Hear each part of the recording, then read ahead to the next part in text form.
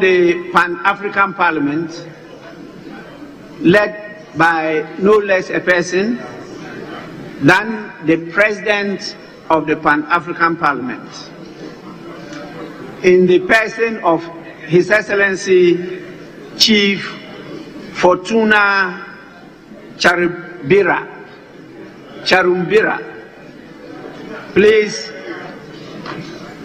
because of the numbers today, they are seated at the left side of the speaker.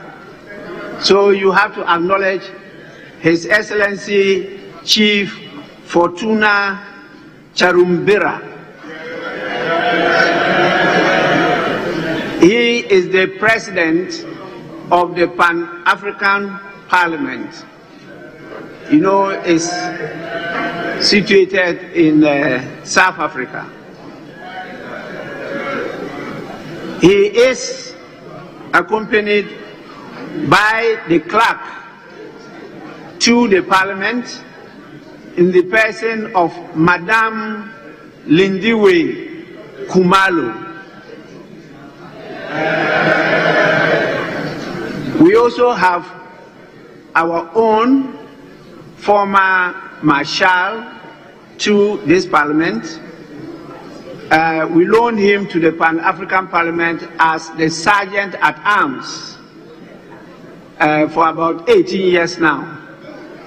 He has advanced to the position now of an acting deputy clerk. He's in the person of Major, retired.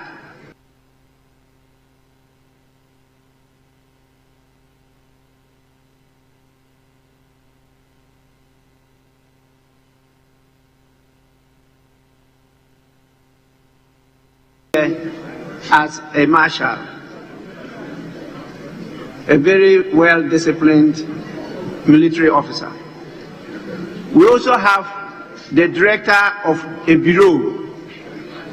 Here we refer to them as chief directors. In the person of Mr. Marimo Ndamuku. Marimo Ndamuku.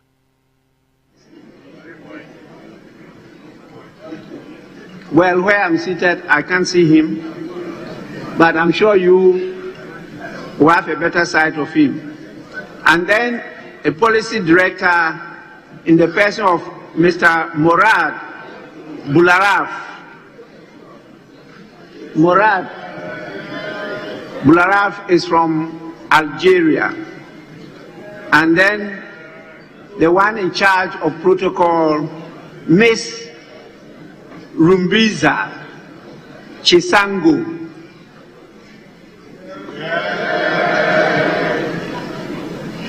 Honorable members, they came to attend the AU conference and decided to pay a courtesy call to the members at home here, which is their home.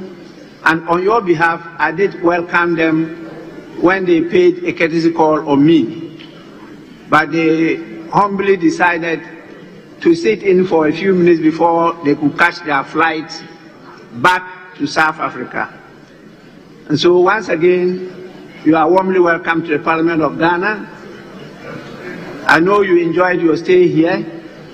We had a few discussions which we will put before this House, because we need to collectively support the Pan-African Parliament to strengthen it to be able to perform its functions efficiently and effectively. It's a pleasure having you.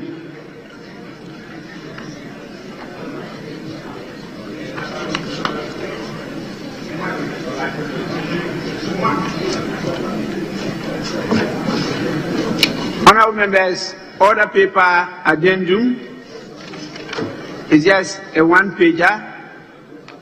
At the commencement of public business, presentation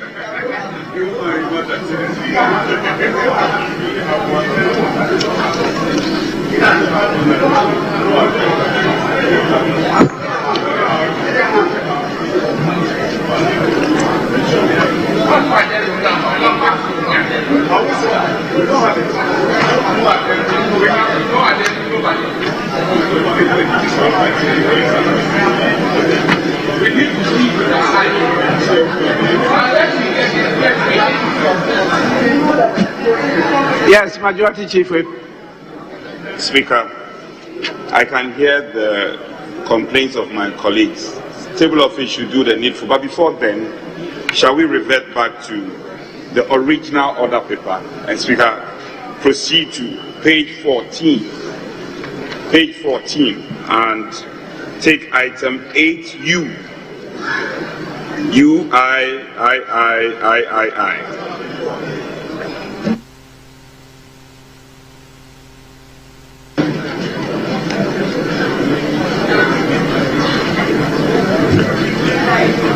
Yes. Mr. Speaker, I have here Tuesday, 23rd July 2024. I don't have page 14. So, well, as you can see on your screen, so these are some key members of Parliament who are actually getting ready for the presentation that will be done by the current Finance Minister, Dr. Amin Anta Adams. And he's going to present the mid-year budget review plan to Parliament. And I mean, majority of them are already seated. You've heard the Speaker. He actually acknowledged the presence of some two key people who are in there to observe the proceedings and also how things are going to take place.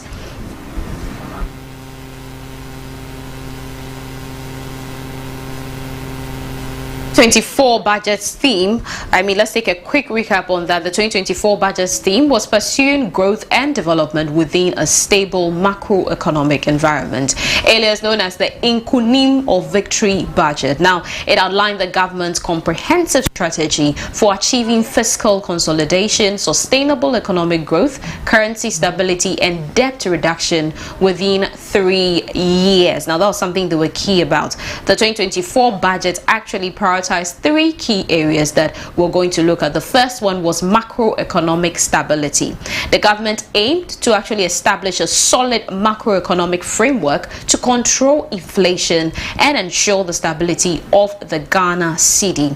Also, the second one was the economic growth. The government established a 5-year strategic plan to promote exports and then also attract domestic and international investments. Now, it also planned to strengthen critical sectors like the agriculture, the industry, and then the tourism. These were key places they hoped to strengthen. And the third part was the debt management and recovery efforts. The government intended to complete its debt restructuring program to ensure long-term debt sustainability and address the existing challenges of abandoned projects and past inefficient spending. Now, the budget highlighted the government's plan to complete existing infrastructure projects, which is under the Livelihood Empowerment Against Poverty, which we call LEAP, and the Planting for Food and Jobs 2.0, that was the second phase, and also streamline spending processes. Now, the government anticipated spending 226.7 billion Ghana cedi in 2024, and that basically is like a 10.59% increase over 2023, which was put at 205.4 billion Ghana cedi. Despite failing to meet the 2023 revenue target of 79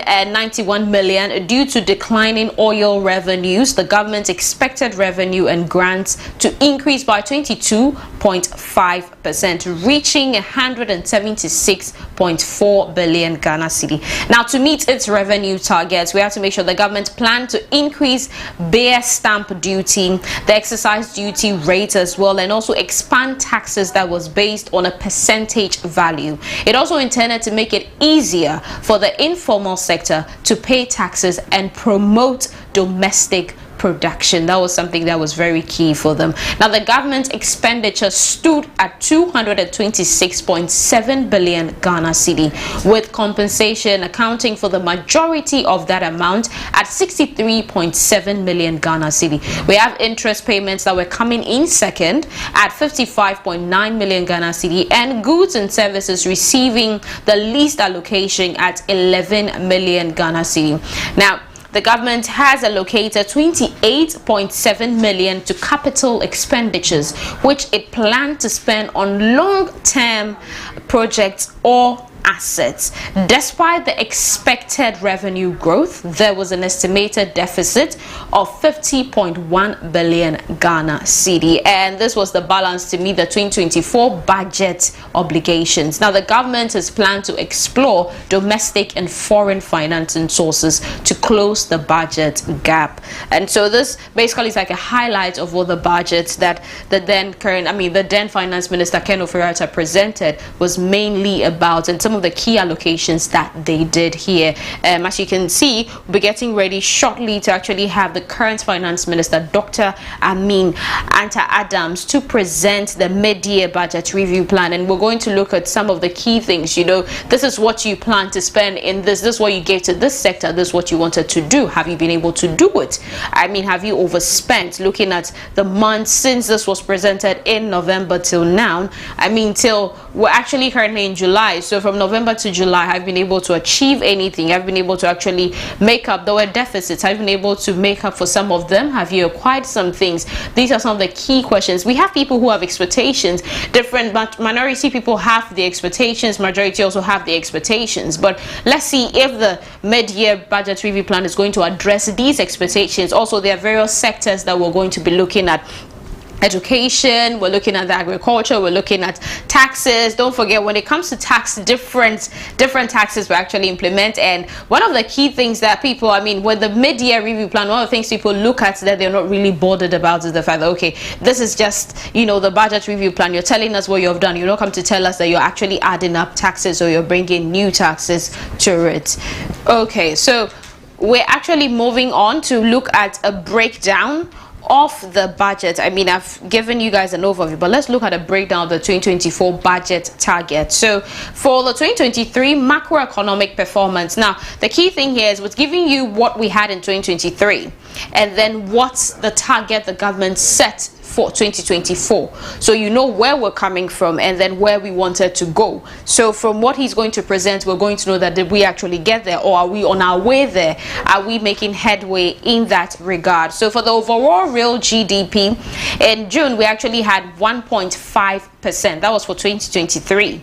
And then for the non-oil real GDP, also for June, we had 1.5%. Now the end period inflation gave us 31.3%, and our overall budget deficit, I mean, was of GDP was 2.1%. Our primary surplus was actually 2.6% of our total GDP, and the debt to GDP ratio was 66.4%. Also, our gross international reserves, I mean, we're looking at the import cover, was, I mean, based on a period of 0.8 months, so basically just 8 months, you're looking at that.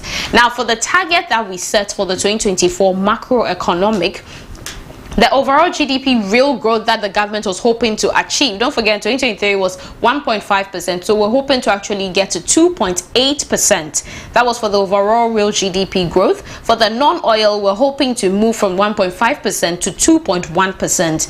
And for the end of year, basically December inflation rate, we're looking at going from 31.3% to 15.0%. Now, our primary balance on commitment basis of a surplus, we're looking at the one we had was 2.6% of the GDP. We're looking at having 0.5% of the GDP, and our gross international reserves to cover not less than 1.7 months of imports. Well, these were things that we're looking at having. Now, for the medium-term macroeconomic target between 2024 to 2027, so I mean, for this one, it's over a period of time.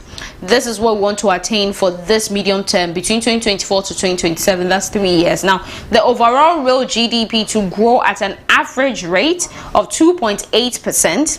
Our non-oil real GDP to grow at an average rate of 2.1%, and our inflation to be within the target band of 8.2%, and the primary balance on commitment basis to average 0.5% of GDP in the 2023 to 2026 period. Now, our gross international reserves to at least cover at least 3.5 months of imports. Now, for the 2023 exchange rate development, so this is going to tell us where we were, and then we'll look at the expenditure also that we had in 2023.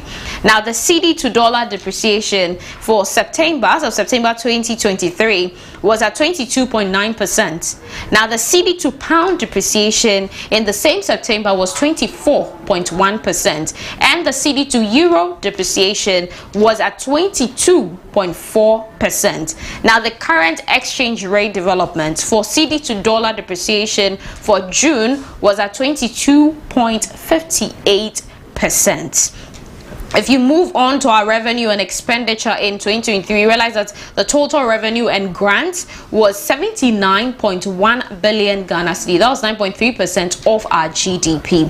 And then that was 2.8% lower than the program target of 82.2 billion. That was 9.6% of our GDP. Now, also our total expenditure, which was a commitment we had, was 104.6 billion Ghana cedi, and that was 12.2% of our GDP. We also had 14.1%. That was lower than our target of 121.8 billion, which would have been 14.2% of the GDP. Now, the primary expenditure was 84.7 billion. That was 9.9% of the GDP, and that would have been 6.0% lower than the target of 90.1 billion, which would have been 10.5% of the GDP. Our primary balance, on the other hand, was basically a deficit of 5.5 billion. And that would have brought us down, because we would have been actually lower compared to the target deficit of 7.9 billion. Well, we'll be moving straight to Parliament, where proceedings are underway. We're about to receive the mid-year budget review plan from the current finance minister. Let's go straight to Parliament. Provisions on bid. He's completely out of order. The table office have been competent so far, and you should at least, if for nothing at all, you give them some credit. For the many years you have been in this house, they have displayed competence. Shall we proceed to order paper addendum and take the only business advertised on the order paper? Honourable members, please let me assist in this matter. We have papers that come from outside. Those are the documents that are referred to, that when we have sufficient copies delivered to the clerk, then they are processed for admission and referred to the business committee to schedule for the consideration of the House. That one, there are sufficient copies to be distributed. But when the report is generated by the House, it's after it is laid that copies will be produced for distribution to members. And the copies are usually distributed through the office generally referred to as the table office, where you have the register. Some of you go to append your signatures. They put it in your, you call them pigeonholes. That's where they put them, and that's where you collect them.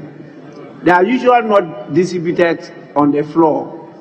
It's only when, during consideration of a report, members say they don't have copies available, that we call on the table office to distribute the additional copies they have.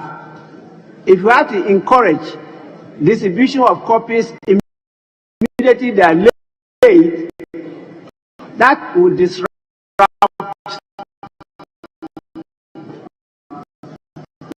the proceedings of the House. And so we'll take note of the concern you have raised, and then copies are not distributed, then we could read the referral. But as at now, I think the proper thing should be done, the table office, to try to produce additional copies sufficient enough to be distributed to members through your pigeonholes. That is what I can say as a matter of practice and the processes of the House. Yes, please. Mr. Speaker, we accept your ruling, but just to maybe a guide to the chairman of the Finance Committee as well. We would encourage him that the next time he wants to lay a paper, that paper must actually exist in the case of the 250 million, because what he has done is an attempt to deceive colleagues by saying that a report from a committee exists. So, Mr. Speaker, it will be very important that, because unless you can prove that the report exists, trying to lay a report which doesn't exist is actually, Mr. Speaker, an affront to the integrity of this House. So, Mr. Speaker, the chairman of the Finance Committee must take note. The next time you want to lay a paper, you can only lay a paper that exists, not a non. In fact, he himself said that in the process, we don't lay in the process papers, we lay papers that exist. Mr. Speaker, thank you for the opportunity. Yes, please. Speaker, to proceed on to the other paper addendum. And Speaker, I want to seek your leave. I don't know what has come over you this morning. So I seek your leave for it to be done by the Deputy Minister. You know he's indisposed. You know it. I don't need to tell you.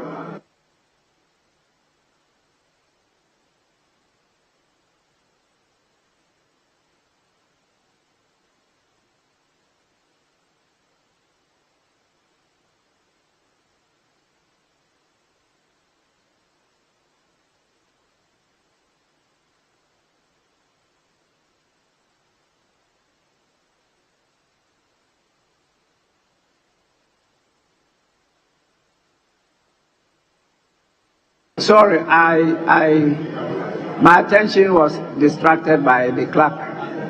So I didn't hear what you said. Yes, Other please. paper addendum. It's the only business. We go ahead with Other paper addendum. other paper addendum. Yes. And Speaker, I sought your leave for it to be done by the Deputy Minister. Yes, please. Honorable members. Yes, Honorable Deputy Minority Whip. Mr. Speaker, we have no objection to that.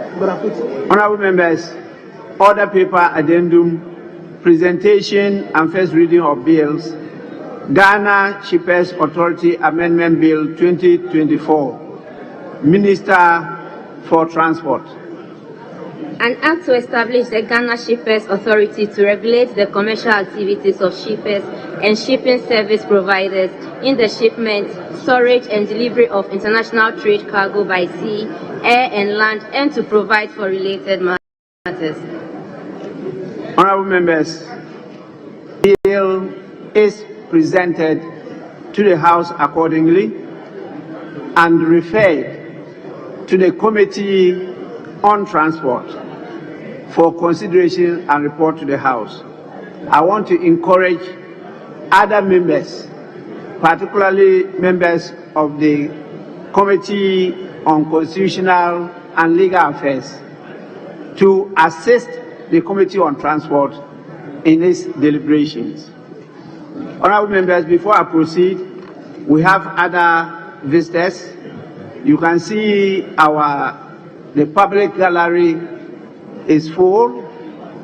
We have visitors from a number of institutions, and it's important I recognize their presence before we proceed. We have 69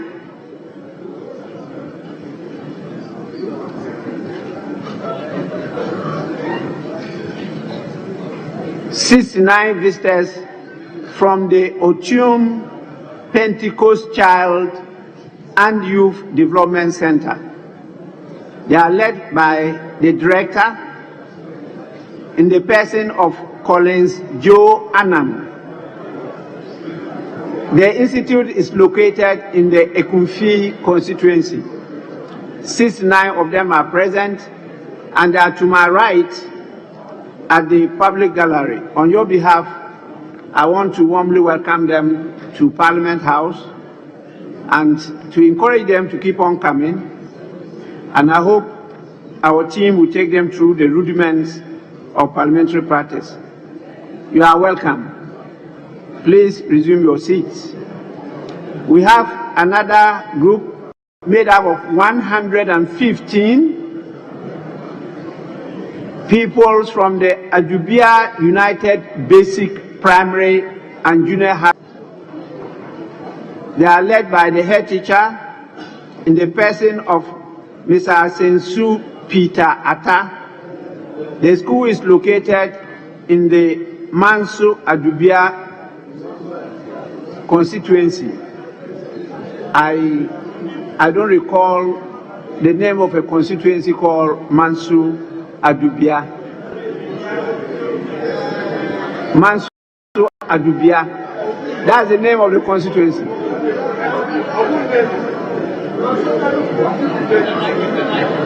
Manso Adubia. It's Manso Adubia, Mr. Speaker. Adubia. Adubia, ADU. Manso Yes. Adubia. That is one of the new creations. No, it's been here since 2013.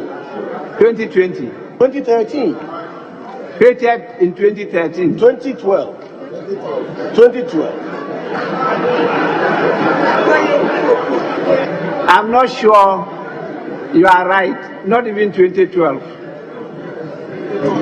Yeah, Mr. Speaker, it was created in 2012, but came to being in 2013. And I've been in this chamber since 2013. And Yeah, I recognize your face. Sure, but that is the name of the constituency. Listen, only, all right. Mr. Speaker, on the Government Assurances Committee, you were our special patron, and I was the chairman, and I always interacted with you here in this very chamber. Thank you. I used to refer to the constituency as Manso constituency. I didn't know that there was a Dubia attached to it. There are two Manso constituencies. There used to be one. Yes. And then in 2012, it was split into two. The Manso Nkwanta and Manso Adubia. Oh. That's it. So it used to be one constituency. Thank you so much. We have also students from Gomwa East constituency. There are 79 in number from the Hope College. They are led by the head of department in the person of Thomas Kodo. Yes, there are also quite a number here. And we also have, please resume your seats. We also have students from Insia Senior High School, Adzim Girls Senior High School, Adzim Community Tech Jiraman Senior High School. These are all located in the Evaluate Ajumuro Jira constituency, and they are led by the group leader in the person of Mr. Albert Saki. Please, all of you, rather from Adubia United Basic, Hope College, and the current students, you are all welcome to Parliament, and I hope that you will not make it a one-day wonder, 9-day wonder. You continue to come so that you can learn and perform better than us in the future. With this, I move on. Please resume your seats.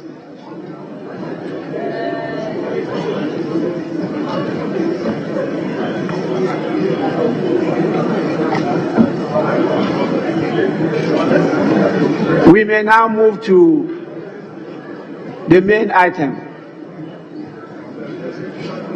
Yes. Speaker, with respect, before that, shall we take the last business on the original order paper, page 15, item 8W and 8X on page 15.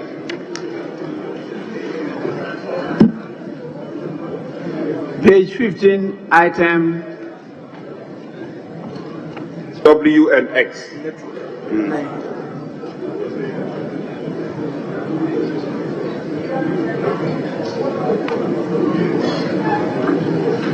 Honorable members, We are being called upon to take the items numbered W and X at page 15 of the order paper. W is by the chairman of the committee, and this time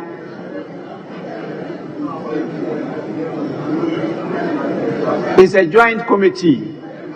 Mines, now we have committee on energy and then another committee on lands and natural resources. The chairman is to lay the report for and on behalf of the joint committee. Reports of the Joint Committee on Mines and Energy and Lands and Forestry on the Songo Salt Mining undertaken by Electrochem Ghana Limited. Honourable members, the report is laid according and for distribution to all members of Parliament. Then we take X by the chairman of the committee. Reports of the Committee on Mines and Energy on the 2024 work program of the Ghana National Petroleum Corporation. Honourable members, this report is also laid accordingly and is for distribution to all members of Parliament. Yes, please. Thank you very much, Mr. Speaker. And I'm happy that the former chairman of the committee is here. As far as you know, there were some provisions that were made in the report, and those monies were not going to be used by GNPC. And we asked that they should bring us a report from the Ministry of Energy to show us how those monies were going to be expended, or else it should be expunged. Since then, they have not returned to us. 3 days ago, I drew the attention of the clerk to it, and I'm happy that the former chairman is here. And so for them to have a report being late, when we have not agreed on that, I'm sorry that my ranking is not here. Another kangaroo laying. And why is the old chairman doing that? Yes, that's the point I'm Yes, chairman, yes. And we're talking about almost $45 million. Yes, I want to hear from the chairman of the committee. Yes, please. Yes. Honourable Speaker, some issues were raised, and we pushed them to furnish the answers to your clerk. They are all there for their perusal, but they do not affect the substance of the matter. So when you are on your feet and you still want to interrogate, it is up to you. But whatever was required, all the residual issues are with the clerk. So I'll crave the indulgence of Mr. Speaker that my good friend should liaise with the clerk so you can internalize all the papers you need, which you can use for arguments on the House floor. But the substance of the document, we have not departed from it. All the residual matters are with the clerk, with respect. Mr. Chairman, Mr. Speaker, you have a situation where GNPC is asked to contribute huge sums of money, millions of dollars, to the Ministry of Energy for a project nobody knows what the project is about. And all we asked was that give us a report of give us a report on what the project is all about, the scope of the report, the amount involved, and the justification why GNPC should be funding that. And as we speak, they have not brought it. And you incorporate that, and for us to approve it. I mean, that's so wrong. And that cannot, this is a very material issue. That and besides that, you see, he was a very fantastic chairman, and I liked him. But as we speak now, I don't know what capacity he was speaking on. That's all.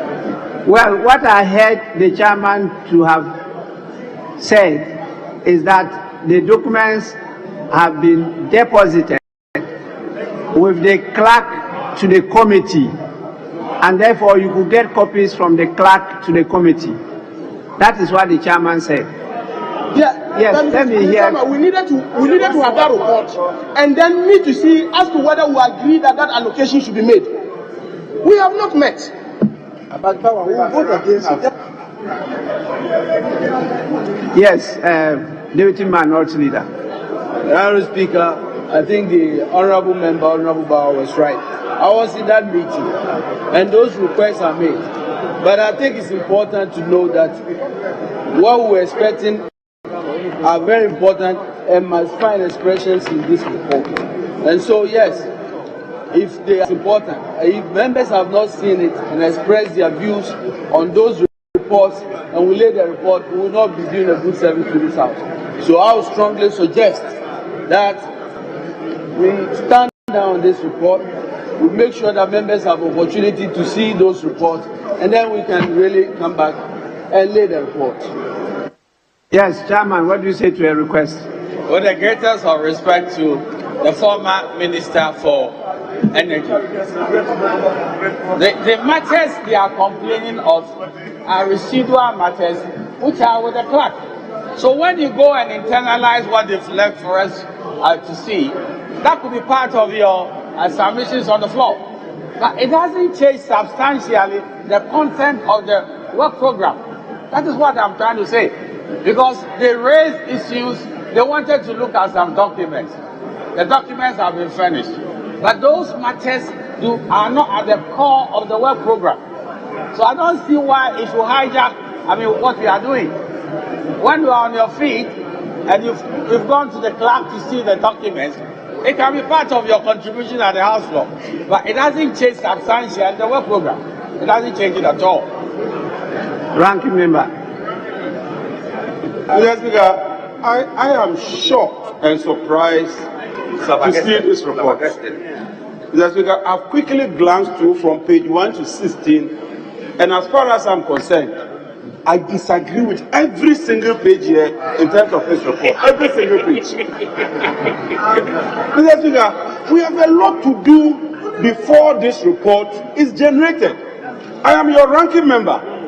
If you claim that documents have been submitted, Mr. Speaker, it's not right and proper that you ferry sail to the ranking member so that incompetent and intelligent members we can peruse these documents to determine the way forward. Mr. Speaker, with the greatest of respect, taking regard to this report, I would appeal to you that just as you did with UI, this one to kindly stand it down. Yes. Let's go and do what is right and proper. Then we can come here and consider. Thank you very much, Right Honourable Speaker.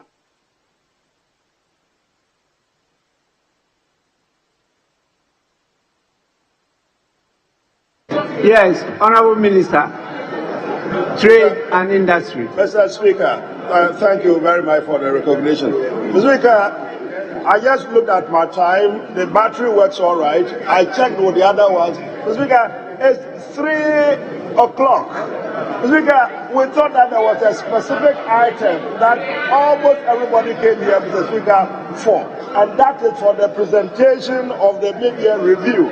Mr. Speaker, the Energy Committee matters, we will resolve it at the appropriate time.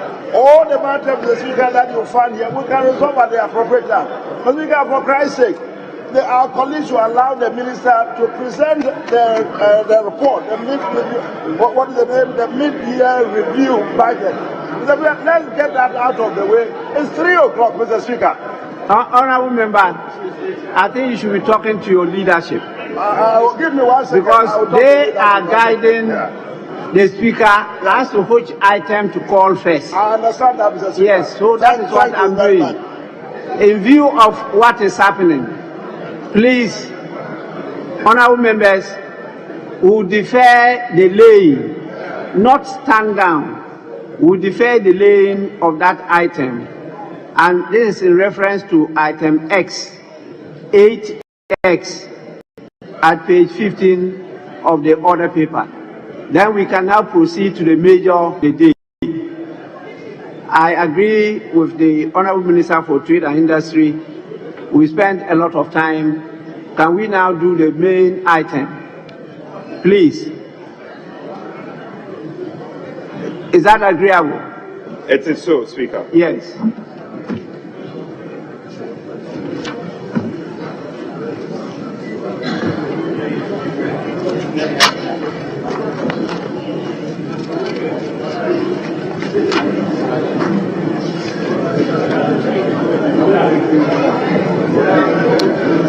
Honourable members, item 6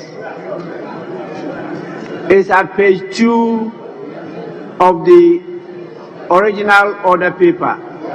Statements.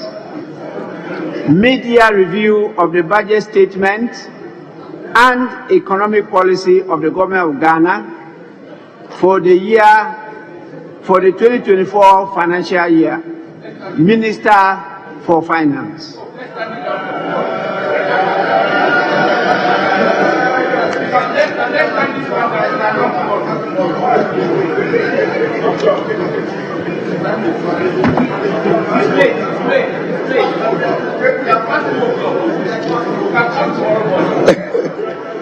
Thank you.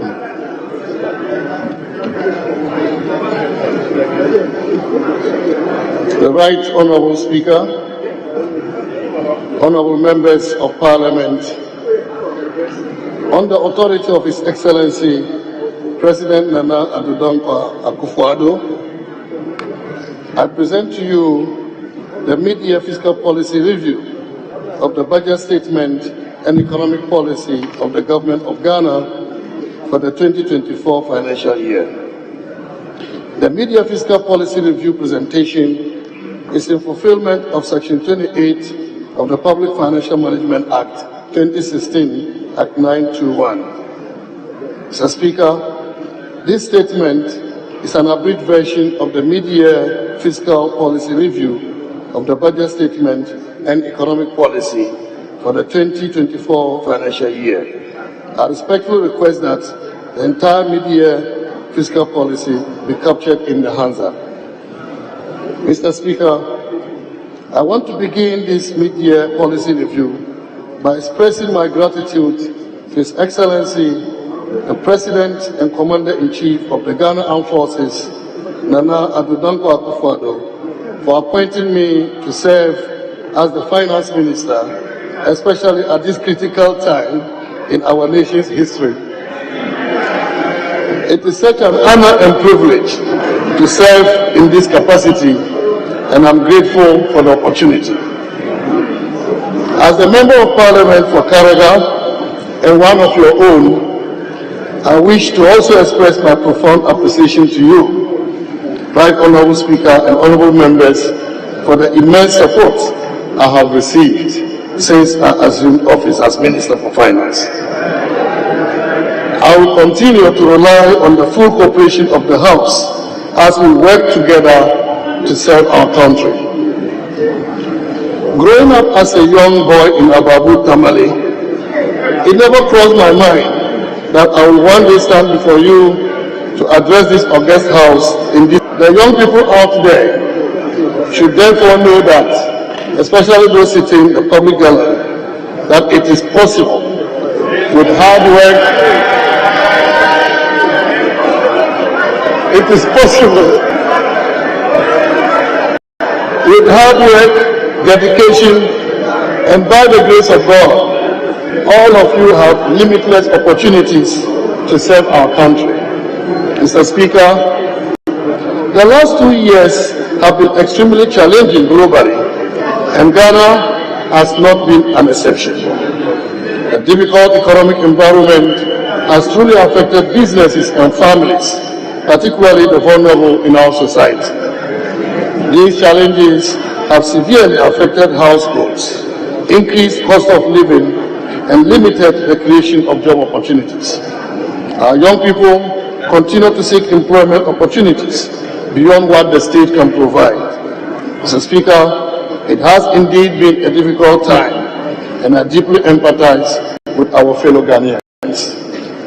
Mr. Speaker, over the last 2 years, the government has embarked on a number of decisive measures to get us back on the path of fiscal consolidation, economic stability, and growth. And I'm happy to note that these policies we have implemented are yielding the expected results. Growth continues to exceed our expectations. The 4.7% growth rate reported by the Ghana Statistical Service for the first quarter 2024 exceeds the 3.1% recorded in the same period in 2023. Inflation is declining.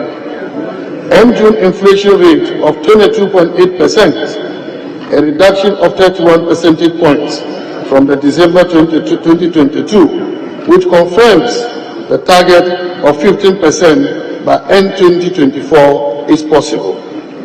Exchange rate has largely stabilized compared to December 2022, despite the recent pressures. The 18.6% depreciation rate to the US dollar as of June 2024 represents an improvement over the 22% recorded for the same period last year. And gross international reserves reached 3.1 months of import cover as at end June 2024, against 2.5 months of import cover in the same period last year. Mr. Speaker, it is evident that we are on the right trajectory. The economy is rebounding stronger than anticipated. The choices we've made and the policies we are implementing are yielding results. We've reversed the negative trends. All the indicators are looking better. I want to assure you that we will stay on this path and continue to make the right choices. Our economy is recovering, and the recovery is fast and strong. Mr. Speaker, over the last 6 months, we've sought to bring some urgency and speed to the implementation of key government programs, and also swiftly provided the necessary support for growth-enhancing initiatives. I'm again happy to inform this august House that with the support of His Excellency the President, Cabinet, and all stakeholders, we have successfully concluded the second review of our extended credit facility with the International Monetary Fund, which led to the disbursement of the third tranche of $360 million, bringing total disbursement to about $1.6 billion. We have completed the debt restructuring program with the Official Creditor Committee of Ghana, covering $5.1 billion, resulting in approximately $2.8 billion of debt service relief. This means that we will not service our debt to our official creditors from 2023 to 2026. We have concluded negotiations with our Eurobond holders, covering $13.1 billion, which will lead to a cancellation of $4.7 billion of our debt and provide debt service relief of another $4.4 billion between 2023 and 2026. We've concluded our negotiations with 5 of the 7 independent power producers, which will lead to a saving of $6.6 billion over the remaining lifetime of the power purchase agreements. We've reined in expenditure to ensure we are within the 2024 budget appropriation and exceeded the mid-year non-oil revenue target by 3.7%. In effect, Mr. Speaker, we are living within our means. Indeed, consistent with our programs with the IMF, we are on course to achieving a primary surplus of 0.5% of GDP by end of the year. We've cleared all outstanding bank transfer advice, BTAs, up to 2022, and working hard to pay BTAs from 2023. We've embarked on major reforms of state-owned enterprises, especially those in the energy and cocoa sectors, to be fiscally prudent and reduce their risk on the budget. We've launched the SME Go program to provide financial and technical support to SMEs. We've disbursed 5.4 billion Ghana cedis to support LEAP school feeding program, capitation grant, and NHIS since January 2024 to reduce the burden on the vulnerable in our society. We've spent about 1.5 billion Ghana cedis to support 1,488,575 students under the free senior high school program between January and June this year. We've paid about 12 billion Ghana cedis to bondholders under our domestic debt exchange program since February to demonstrate our commitment to the program. Mr. Speaker, we've invested almost 10 billion Ghana cedis in the road sector since January 2024 to enhance transportation and spur growth. I can also confirm that government has secured equipment to complement the efforts of our local authorities in improving community roads nationwide. Mr. Speaker, in line with our commitment to infrastructure development, we continue to make progress on projects such as Konfuanoti Teaching Hospital, Ofankor Nsawam Road, Keta Water Supply, Obichibi Lamte, and Flower Pot interchanges, the 3 bypasses on the Kumasi-Accra Highway, and the Tema-Mpakadam Railway Line. We've completed the Prempeh the First International Airport in Kumasi and the Yakubu Tali International Airport in Tamale. Agenda 111 hospitals are at various stages of completion. We have completed the Afari Hospital in Kumasi and many other hospitals across the country. To advance our digitalization drive and expand our unique identification system, we've invested about 135 million Ghana cedis in the National Identification Program since January 2024. Mr. Speaker, this significant progress has been underpinned by an environment of enhanced and inclusive engagements with key stakeholders. These engagements and useful feedback improved our understanding and boosted our cooperation with stakeholders. Mr. Speaker, the stabilization is real. We are determined to stay the course on our fiscal consolidation program. Increased attention will continue to be given to prudent management of approved expenditures and improved revenue mobilization. We will also continue with our programs of delivering critical physical and digital infrastructure. To generate economic activity and increase growth, we will focus on increasing our investments in the road sector under the Economic Roads Improvement Program area. This program will ensure that roads are built to connect producing areas to market centers and to key tourist sites. Accordingly, certain critical economic roads have been prioritized. We are structuring a financial arrangement that will ensure the timely completion of these strategic roads: the Accra-Kumasi Highway, Accra-Takoradi Highway, Takoradi-Agona-Nkonta Junction, and Tema-Afenya Road. We will work with the private sector to close the national housing deficit and optimize land use in urban areas. We will use public-private partnership to deliver public infrastructure projects.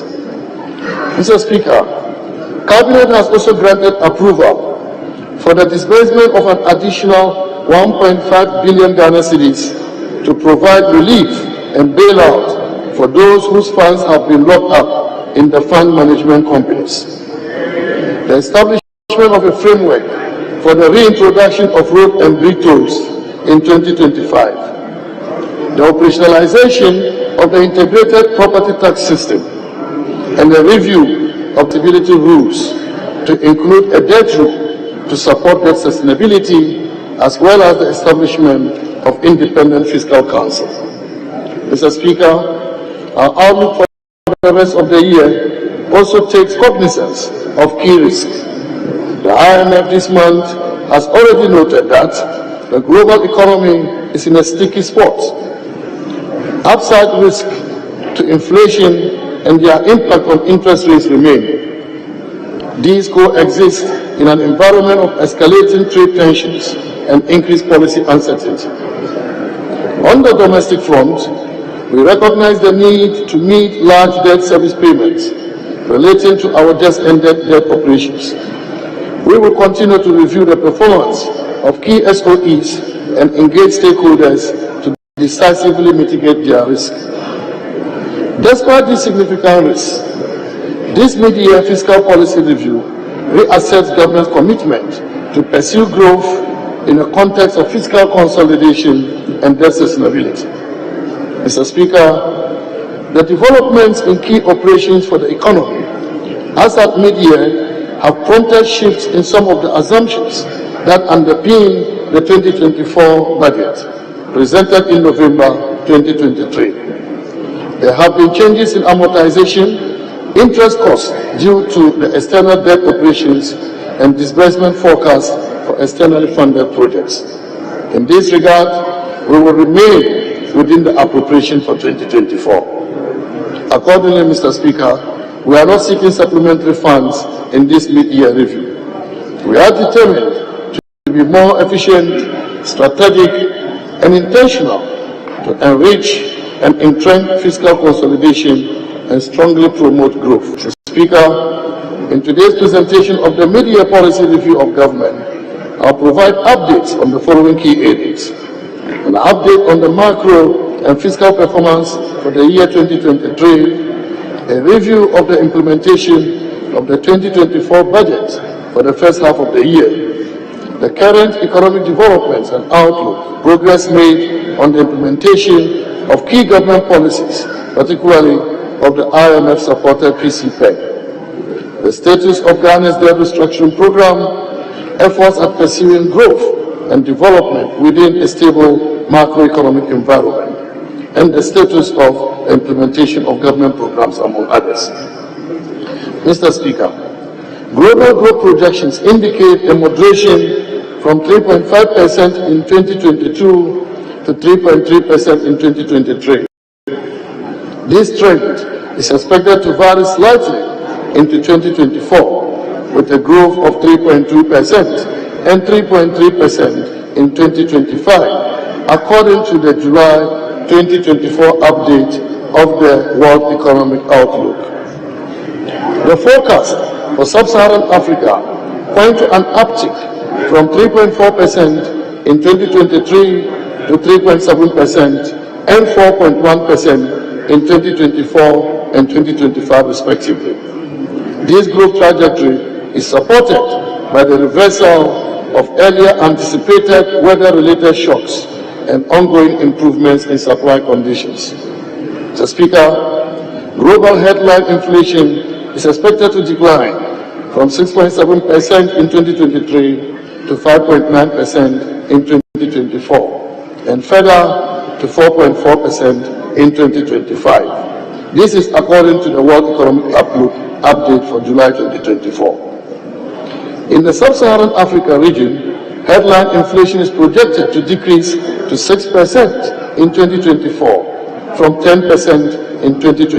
However, about one-third of the region's countries continue to experience double-digit headline inflation, largely influenced by the pass-through impacts of significant currency depreciations. Mr. Speaker, gold prices have reached record highs, rising by 8% annually due to safe haven flows and robust central bank buying. Prices are expected to increase moderately to $2,100 per ounce throughout 2024. Mr. Speaker, when we presented the 2024 budget to this August House last November, we shared our progress in terms of the macroeconomic performance for the first 3 quarters of 2023. Today, with the full year data at our disposal, I present a more comprehensive update on the performance of the domestic economy in 2023 and the first half of 2024.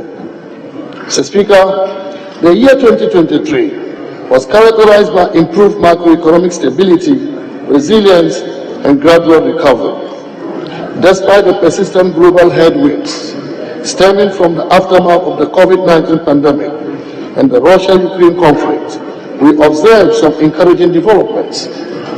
We witnessed a gradual shift towards economic stabilization, with most key macroeconomic indicators showing signs of improvement, including growth, proving to be more resilient and robust than initially programmed. Mr. Speaker, provisional 2023 GDP statistics published by the Ghana Statistical Service in April 2024 indicate that growth of the economy in 2023 was more resilient than projected.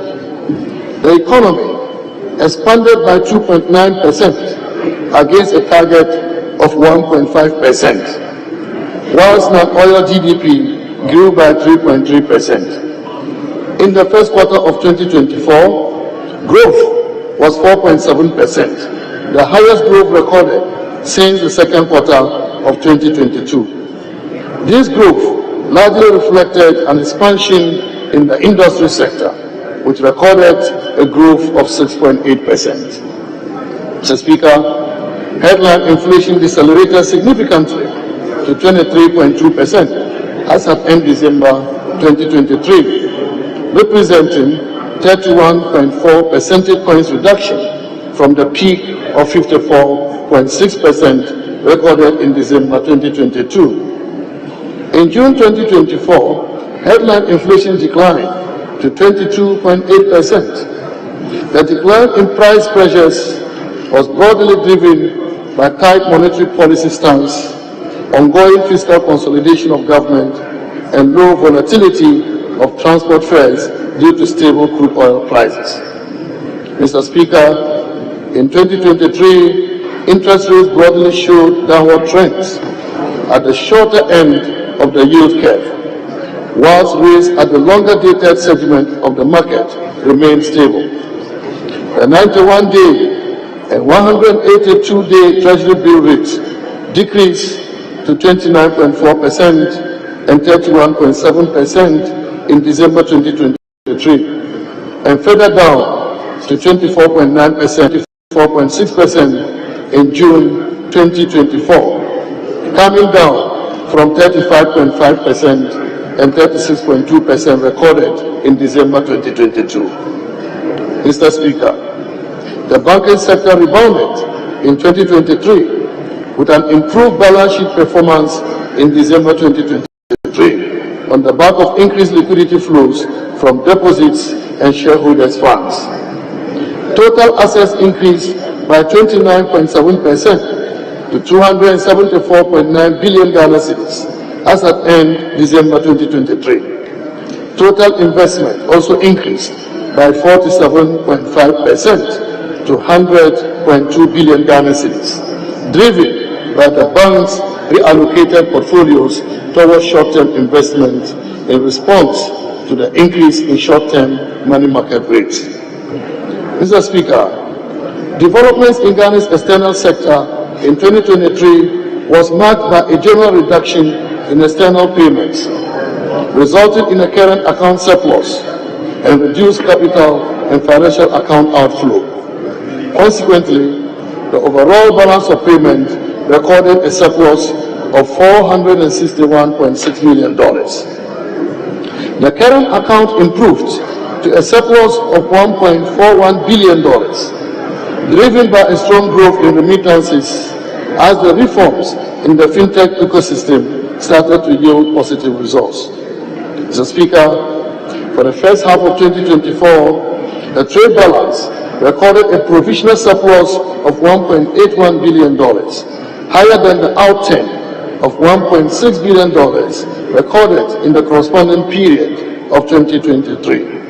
This was the result of a larger increase in exports, which outweighed the increase in imports. The improved trade surplus, together with an even stronger growth in remittances and the lingering reduction in income payments due to the debt standstill, resulted in larger current account surplus of $28 billion, and this is 1.5% of GDP. This is recorded in the first half of 2024. This compares with a current account surplus of $863 million, 1.1% of GDP, registered in the same period a year ago. Mr. Speaker, gross international reserves stood at $5.9 billion, equivalent to 2.7 months of import cover for goods and services at the end of December 2023. Our reserves further increased to $6.9 billion, equivalent to 3.1 months of import cover at the end of June this year. Mr. Speaker, the Ghana cedi experienced a relatively moderate depreciation against major international currencies in 2023 compared to the previous year. Cumulatively, the Ghana cedi depreciated by 27.8%, 31.9%, and 30.3% against the US dollar, the pound sterling, and the euro, respectively, in 2023. In the first half of 2024, the cedi depreciated by 18.6%, 17.9%, and 16% against the US dollar, the pound sterling, and the euro, respectively. This compares to a depreciation of 22%, 26.3%, and 23.8% against the US dollar, the pound sterling, and the euro, respectively, in the first half of last year. Mr. Speaker, government fiscal operations for 2023 shows significant improvement in the fiscal balances, demonstrating an effective fiscal consolidation with the primary balance on commitment basis reducing by over 4 percentage points of GDP in 2023 relative to 2022. The fiscal performance for 2023 is presented within the context of the revised 2023 overall deficit on commitment basis, which has a target of 5.7% of GDP, with a corresponding primary deficit of 0.5% of GDP. On cash basis, the revised 2023 overall deficit target was 6.4% of GDP. Overall budget deficit on commitment basis was 31.5 billion Ghana cedis, 3.7% of GDP, compared to the mid-year budget target of 49 billion Ghana cedis, 5.7% of GDP. Primary balance on commitment basis was a deficit of 2.2 billion Ghana cedis, 0.3% of GDP, which was an improvement over the deficit target of 4.1 billion Ghana cedis, 0.5% of GDP, and a significant improvement from the deficit 4.3% of GDP recorded in 2022. The overall budget balance on cash basis was a deficit of 28 billion Ghana cedis, 3.3% of GDP, which is much lower than the target of 55 billion Ghana cedis, 6.4% of GDP, and down from the deficit of 10.6% of GDP recorded in 2022. Primary balance on cash basis was a surplus of 1.4 billion Ghana cedis, 0.2% of GDP, which is an improvement compared to the deficit target of 10.1 billion Ghana cedis, that is 1.2% of GDP, and the deficit 3.2% of GDP recorded in 2022. Mr. Speaker, provisional data on government fiscal operations for the first half of 2024 indicates that revenue mobilization and expenditure execution were broadly in line with the target, resulting in an overall budget deficit on commitment basis of 21.3 billion Ghana cedis. This corresponding primary balance on commitment basis was a deficit of 2.3 billion Ghana cedis, that is 0.2% of GDP, compared to the deficit target of 2.4 billion Ghana cedis, also 0.2% of GDP.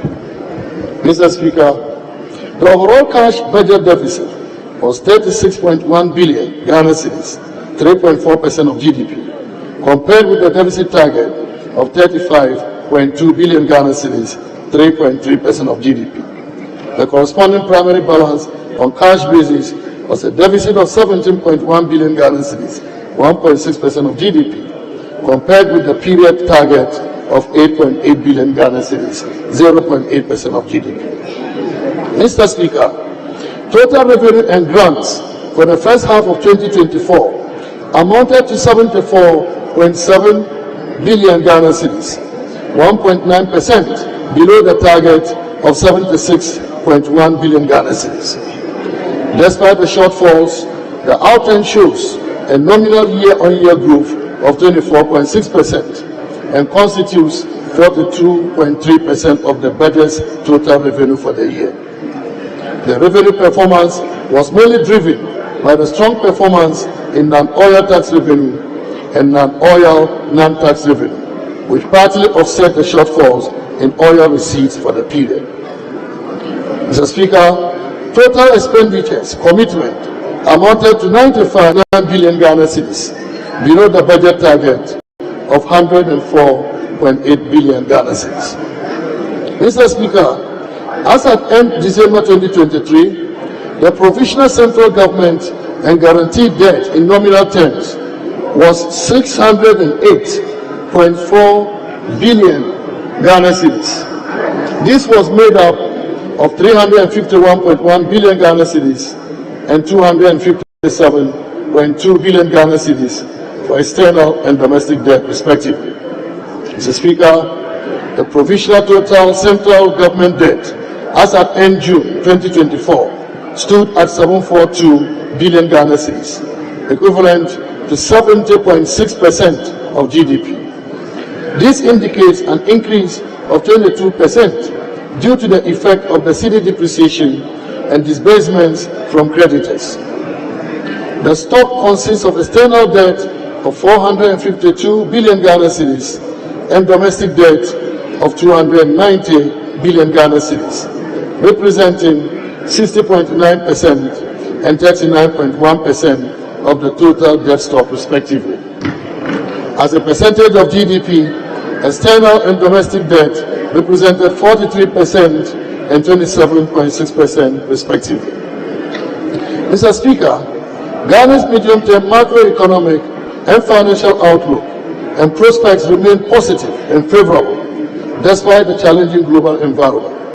The ongoing improvement in the implementation of the post-COVID-19 program for economic growth reinforces our commitment to navigate through global uncertainties and address domestic challenges. Government's unwavering dedication to maintaining macroeconomic stability, promoting investment, and enhancing social protection programs continues to re-echo our objective of building back better. Mr. Speaker, it has become necessary to revise the 2024 macroeconomic framework due to recent domestic and global economic developments, including the impact of the debt restructuring. Mr. Speaker, key revisions to the macro fiscal targets for 2024 include overall real GDP growth rate revised upwards from 2.8% to 3.1%. Non-oil real GDP growth rate is revised upwards from 2.1% to 2.8%. Growth in GDP deflator scaled down from 20.2% to 17.5%. Nominal overall GDP has been revised from 1.050 billion Ghana cedis, that is 1 trillion Ghana cedis, to 1.020 billion Ghana cedis. Non-oil GDP has been revised from 979 billion Ghana cedis to 977 billion Ghana cedis. End-period health inflation remains unchanged at 15%. Primary balance on commitment basis is maintained at a surplus of 0.5%. And gross international reserves, including oil funds and incumbent or pledged assets, to cover no less than 3 months of imports. Mr. Speaker, accounting for these developments, the revision of the 2024 fiscal framework indicates that the primary balance on commitment basis remains unchanged at the targeted surplus of 0.5% of GDP, in line with the IMF-supported PCPEC objectives. Mr. Speaker, total revenue and grants have been revised upwards by 0.5% to 177.2 billion Ghana cedis in 2024, from the 2024 budget target of 176.4 billion Ghana cedis.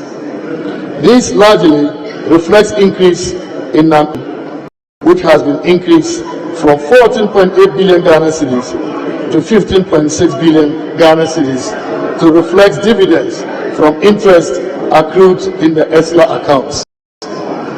Mr. Speaker, total expenditure on commitment has been revised downward by 2.1% to 219.7 billion Ghana cedis from the original budget projection of 226.7 billion Ghana cedis.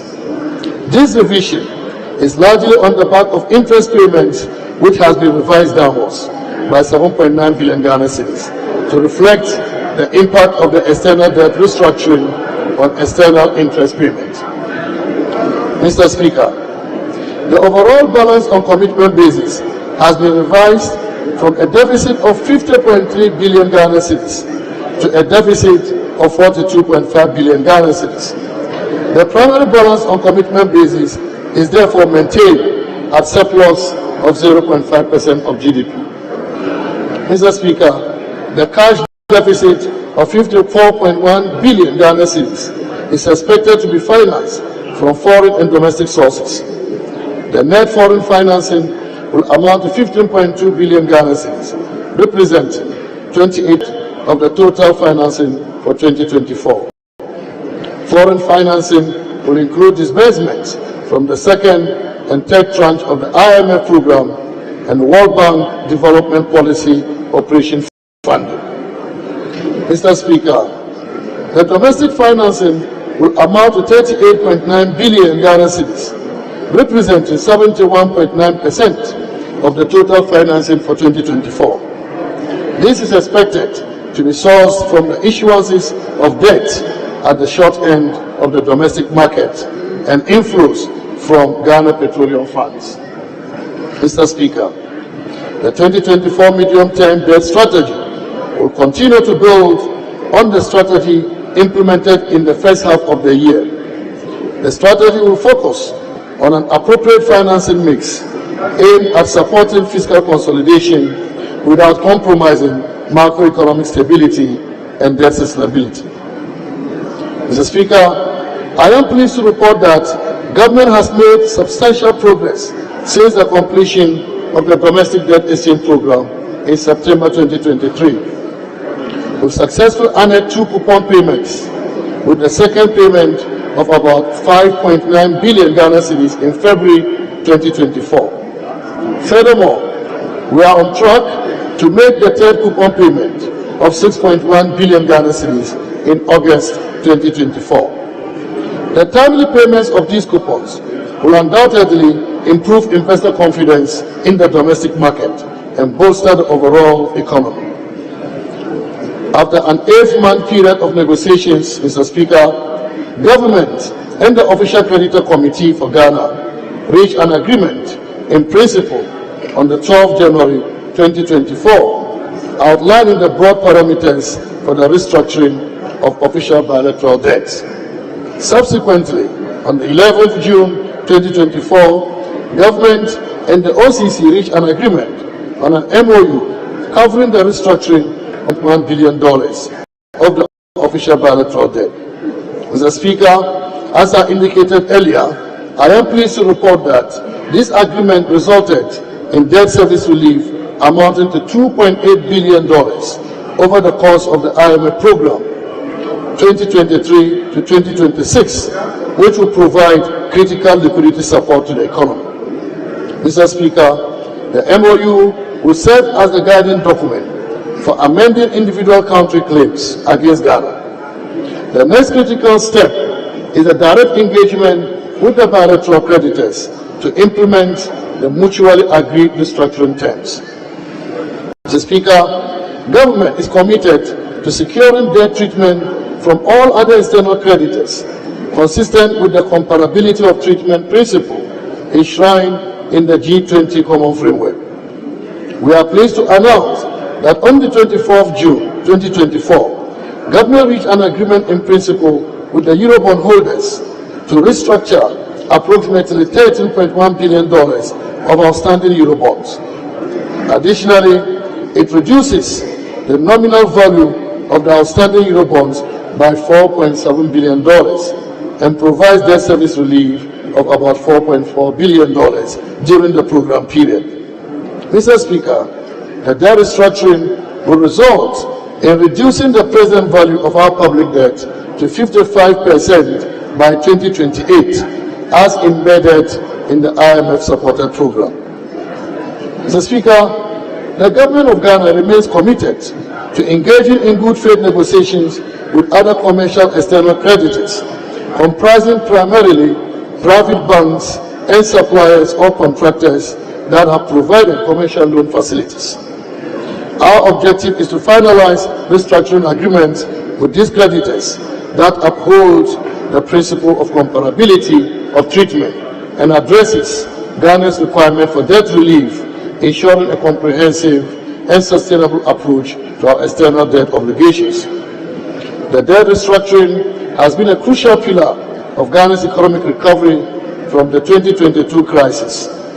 It has helped to restore confidence in the economy, and the following benefits are evident: rapid restoration of macroeconomic stability and debt sustainability, avoidance of steeper fiscal adjustment, creation of fiscal space for development spending, and prevention of a domestic and external banking crisis. Mr. Speaker, despite the benefits, we remain committed to exercising caution, informed by the lessons learned from our experiences and the sacrifices of the Ghanaian people. Our debt strategy going forward includes deepening reforms to ensure irreversibility and building buffers to reduce vulnerabilities and enhance resilience. Mr. Speaker, in the 2024 budget statement and economic policy, government outlined a series of revenue measures consistent with the medium-term revenue strategy. The measures reflected the commitment of government to improve the tax-to-GDP ratio from the current 14.1% to 18 to 20% by 2027. In the 2024 budget, government amended existing legislation to give effect to the revenue measures. These measures also aim to broaden the tax base and improve tax compliance for a more equitable and efficient revenue system. Mr. Speaker, whilst not all the measures were implemented in the first half of the year through enhanced compliance and enforcement, the Ghana Revenue Authority exceeded its mid-year target by 0.2%. Similarly, non-tax revenue performance, as at the end of June, exceeded the target by 14%.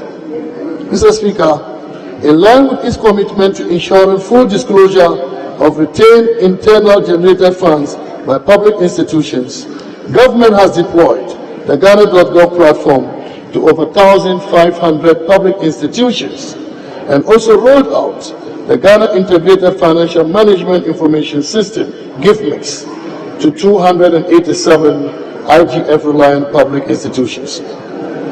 As at the end of June, 140 public institutions, including GRA, had gone live and received payments through the platform, totaling 56.4 billion cedis, an increase of 34.6% compared to the same period in 2023. Mr. Speaker, for the rest of the year, the Ministry of Finance will deepen engagement with both GRA and relevant stakeholders to effectively implement policy, administrative, and regulatory measures to ensure that the revenue targets are met. Mr. Speaker, to broaden the tax base, a simplified digital solution for operationalization of the modified taxation scheme will be deployed, as well as an electronic bookkeeping system. Additionally, 2,000 more taxpayers will be onboarded onto the electronic invoicing system, the EVAT system, by the close of the year. GRA will also continue with the cleaning of the taxpayer register and onboard more taxpayers onto its electronic systems to improve the taxpayer experience and compliance. In addition, GRA will continue to enforce and enhance data sharing with other tax jurisdictions to boost revenue mobilization. Government will reinstitute the integrated property tax system by synthesizing data from MMDAs, land valuation, ECG, and other relevant government agencies to create a comprehensive digital property record database that will transform property data management and ensure a more efficient and accurate property tax system. Mr. Speaker, to enhance revenue mobilization by IGF-reliant covered entities, discussions will be held around provisions of incentives to those institutions that exceed their revenue target for the year. The ministry will continue the deployment of the Ghana.gov payment platform to remaining public institutions and ensure that all those already onboarded go live. Additionally, the outstanding activities for the full rollout and utilization of the gift mix for the processing of IGF expenditures will be completed by the end of the year.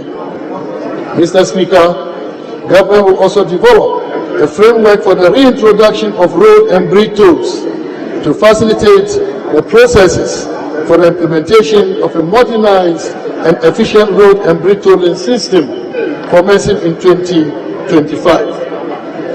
Government undertook to ensure that we will have stability and also ensure that the economy continues to grow. Government also continued the implementation of ongoing programs and seeks in this mid-year review to provide an update on the progress and the outlook for the rest of the year. Mr. Speaker, government is determined to improve road infrastructure in the country. This has been done through the construction of new roads and the upgrade and maintenance of old ones. The rehabilitation and maintenance of road infrastructure nationwide are at various stages of completion. These include Joabosu, Moinzan, ongoing roads, Winneba-Kasua, Kariga Town roads, Bushaku Town roads, Tolum Daboya roads, Nanton Kariga Bushaku Highway, Sefuwasu Town roads, Accra Kumasi roads, and many other roads. Some of the completed road projects include the Diesoba, Esienchim, Manshia, Anchi, Adjekro, Deborah Camp, and others. Sunyani and Brekum inner city roads, Atebubu town roads, Asimfosu Dunkwa Koko station, Kohu Tafu Miasu roads. Mr. Speaker, in addition, the following major roads are at various stages of completion: the rehabilitation of the Tamale-Tatali road, phase 2 of the Tema motorway roundabout, construction of the flyover over the Accra-Tema motorway from the Flower Point roundabout on the Spintex road to East Legon, construction of the phase 2 works under the Swami interchange, dualization of Ofanko road, works on the Aguna Nkwanta Tapa road, works on the Domi Kitasi road, and phase 2 of Obichibi Lamte interchange and ancillary works.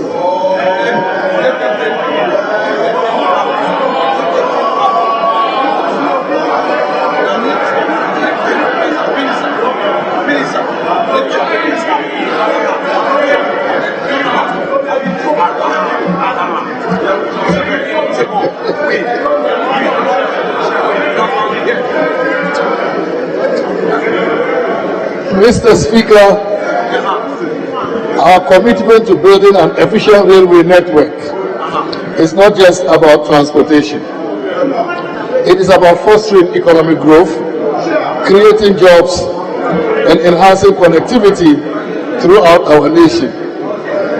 The Nsawam-Accra Tema railway line is completed and in use. The construction of the iconic Tema to Mpakadam railway line is 99% complete and is expected to be fully completed this year. The construction of the Procedural Manso section is expected to be completed before the end of 2024. The Manso Honey Valley, which includes the extension of the line into the Takoradi port, is expected to be completed by May 2026. Mr. Speaker, government constructed about 10 fishing ports to improve the livelihood of fishing communities.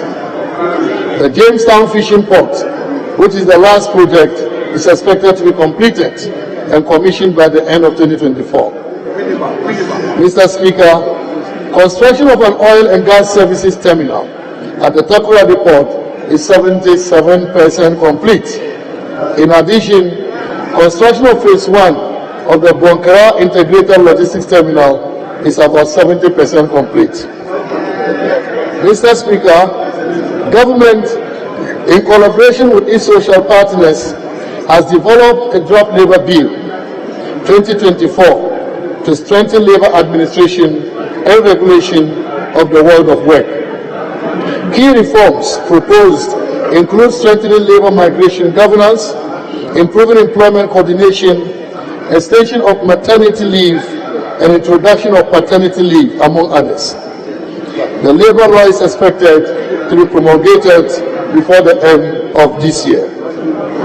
Government continues to reform and position the Youth Employment Agency as a facilitator of jobs for the teeming youth of our country. In the first half of the year, about 90,000 beneficiaries were engaged, including 15,000 youth in community policing, 6,000 youth in community health, 1,500 in prison services, and 2,100 youth in garment and apparel. Mr. Speaker, as part of the preparation towards the conduct of the 2024 presidential and parliamentary elections, the Electoral Commission registered voters in 268 district offices and 775 electoral areas. The Commission also compiled the special voters list and managed applications for vote transfers and proxy voting. Mr. Speaker, during the first half of 2024, the National Commission for Civic Education carried out sensitization and awareness creation for a total number of 3.1 million people regarding the peaceful conduct of the 2024 general election. Mr. Speaker, as part of activities to effectively coordinate security coverage for the electoral activities this year, the Police Service has established the Police Election Security Secretariat under the authority of the National Election Security Task Force. Mr. Speaker, in line with our commitment to upholding the rule of law, we have constructed a 12-story state-of-the-art law house to accommodate the Office of the Attorney General and Ministry of Justice. This significant project, originally initiated by His Excellency the President during his tenure as Attorney General in 2001, was officially commissioned by him on June 10, 2024. Mr. Speaker, there has been a consistent reduction in irregularities reported by the Auditor General since 2020. Between 2022 and 2023, irregularities reduced by 32%, amounting to savings of about 5.2 billion Ghana cedis. Also, due to the policies, guidelines, and the PFM measures implemented by the Ministry of Finance, about 99.26% of all irregularities identified in 2023 by the Auditor General are recoverable. The Ministry of Finance is working with the Internal Audit Agency, the Internal Audit Units and Audit Committees to recover these amounts. Mr. Speaker, this economy has been anchored on the entrepreneurial spirit of our SMEs over the decades. They employ 80% of our people and contribute about 70% to GDP. However, SMEs continue to have challenges regarding access to finance, whilst limited access to technology and digital infrastructure and regulatory constraints as well. Mr. Speaker, as I indicated earlier, the SME Growth and Opportunity Program, SME Go, has been launched to connect SMEs with resources, expertise, and opportunities. Altogether, we've mobilized about 8.2 billion Ghana cedis through Development Bank Ghana, Ghana Exim Bank, Ghana Enterprise Agency, and other partners for SMEs to grow and increase competitiveness in regional markets. We are grateful to the IFC for the $400 million and to the Africa Development Bank for the $45 million support provided towards this program. We will also continue our collaboration with key institutions such as the Ministry of Trade and Industry, the Ghana Commodity Exchange, the Venture Capital Trust Fund, GESA, NEP, MASLOC, and YEA to support the SME ecosystem in this new era of SME development. Mr. Speaker, we prioritize the agricultural sector due to its far-reaching impact on the economy and livelihoods. To improve our food security, we are implementing the Enhanced Planting for Food and Jobs Phase 2. Through this program, we introduced the input credit system and adopted technology-driven platforms, enabling farmers and value chain actors to operate transparently and efficiently. Mr. Speaker, to support the private sector in enhancing fish and aquaculture production, we've scaled up the supply of premix fuel since January 2024. Additionally, we are also partnering with private enterprises and are providing employment to about 10,000 people to expand and venture further into aquaculture. Mr. Speaker, government has remained focused on expanding the economic enclave projects under the Ghana Cares program. We secured 50,000 acres of land to ensure security of tenure and de-risk agricultural investments, thereby attracting private sector involvement in the cultivation of rice, maize, soya, poultry, grains, vegetables, and animal husbandry. At the Kusunya EEP in the Greater Accra region, government has taken significant steps to de-risk private sector operations for the cultivation of rice, including the completion of 18 kilometers of feeder roads from Chopoli Junction on the main Accra-Ada road to the enclave, extension of 18 kilometers electricity to the enclave, development of a 20-kilometer irrigation canal for consistent water supply and year-round farming. Additionally, we have trained about 500 youths on agricultural entrepreneurship through a $6.1 million partnership with the MasterCard Foundation. These investments have Honorable Minister, may you just have a short break? I will suspend. Thank you, Mr. Speaker. Sitting for 5 minutes. Take your breath, and now ease up and come back in 5 minutes. Sitting is suspended for 5 minutes.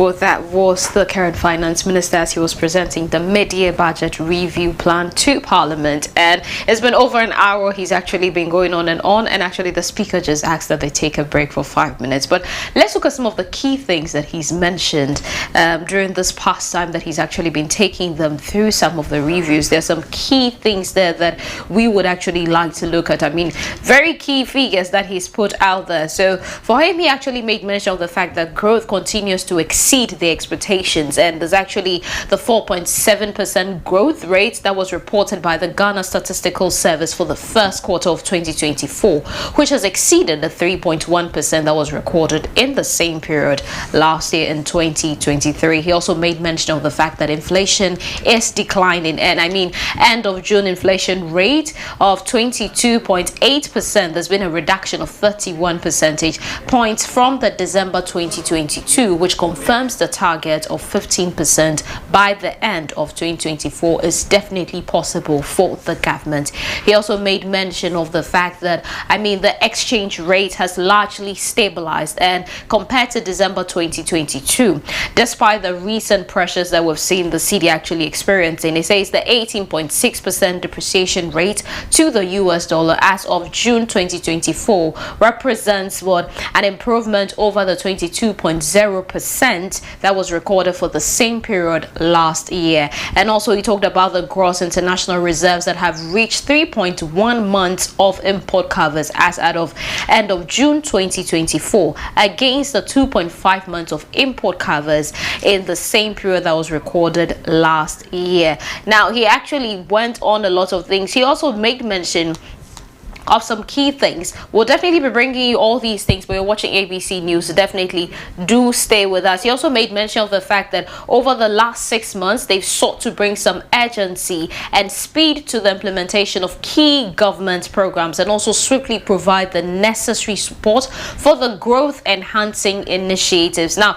he made mention of how he is happy to say that they've concluded the second review of the extended credit facility with the International Monetary Fund, which is the IMF. This is something everybody was waiting to hear something about. Now, they completing it successfully has led them to the disbursement of their third tranche of $360 million. That is bringing the total disbursement to about $1.6 billion. Do stay with us. We'll bring you more shortly.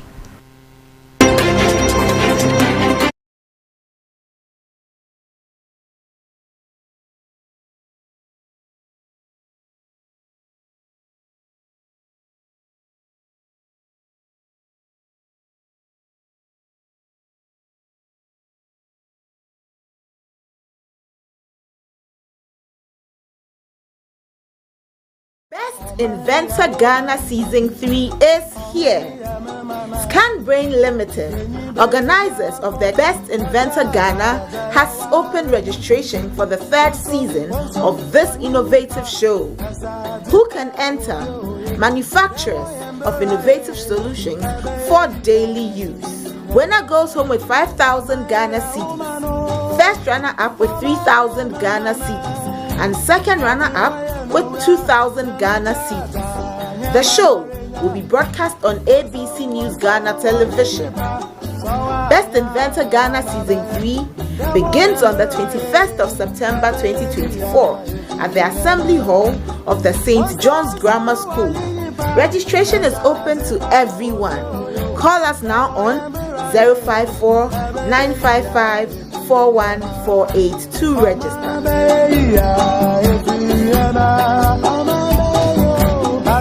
You can advertise your brand or business on ABC News GH Television. Call us on 030-278-8645 or 050-993-0360 to secure your slot.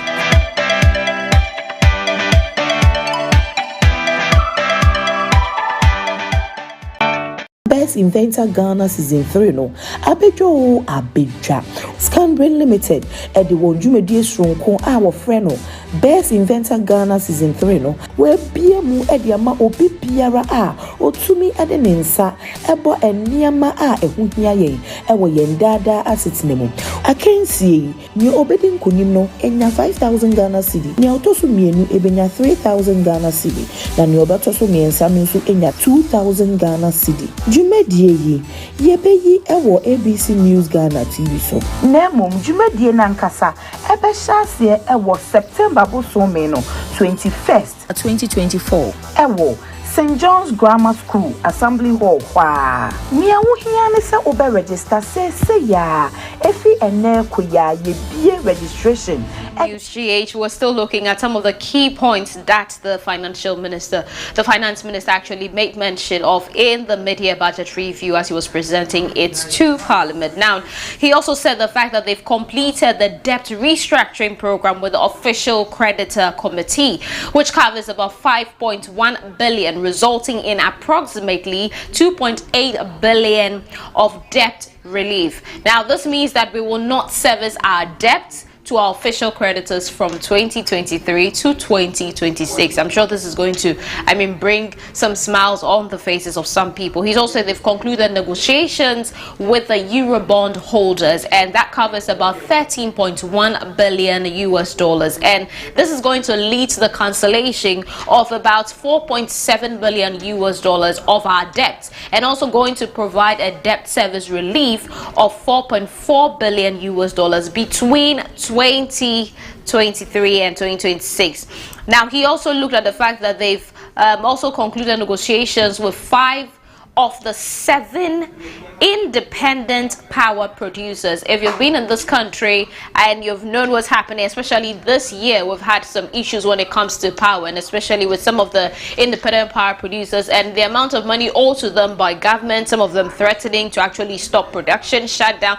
It's been a lot helter-skelter here in the country. So with this, people are actually looking forward to hear. Well, he said they've concluded negotiations with 5 out of the 7 independent power producers, and this has led them to saving some 6.6 billion US dollars over the lifetime of the power purchase agreement. Now, he says they've also reined in expenditures to ensure that they are within the 2024 budget appropriation, and also exceeded the mid-year non-oil revenue target by 3.7%. Now, he also made mention of the fact that they've cleared all outstanding bank transfer advice, which is BTAs, up to 2022. So they're actually working hard to start paying their BTAs from 2023.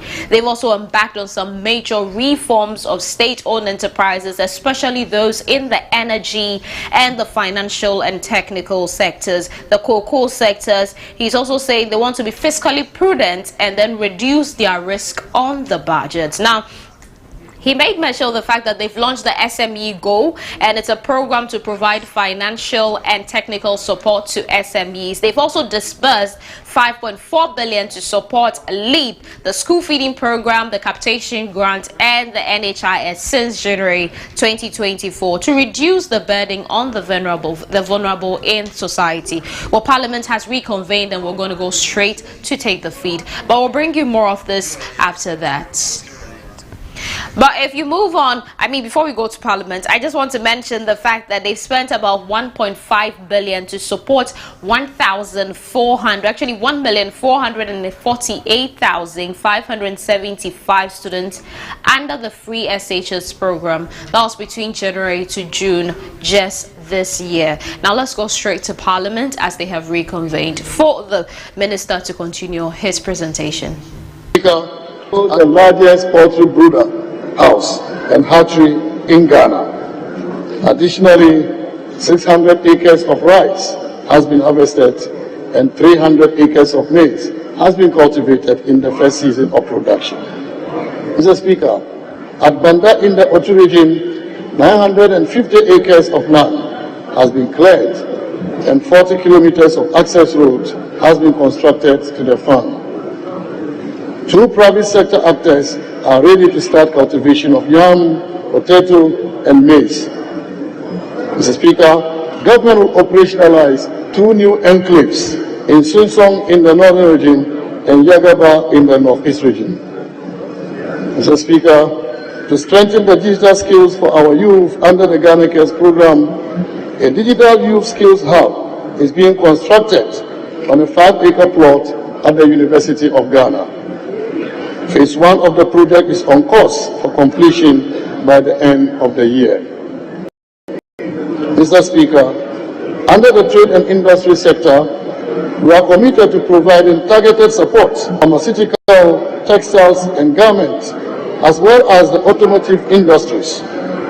Our efforts aim to attract new investments, expand job creation, and enhance value addition.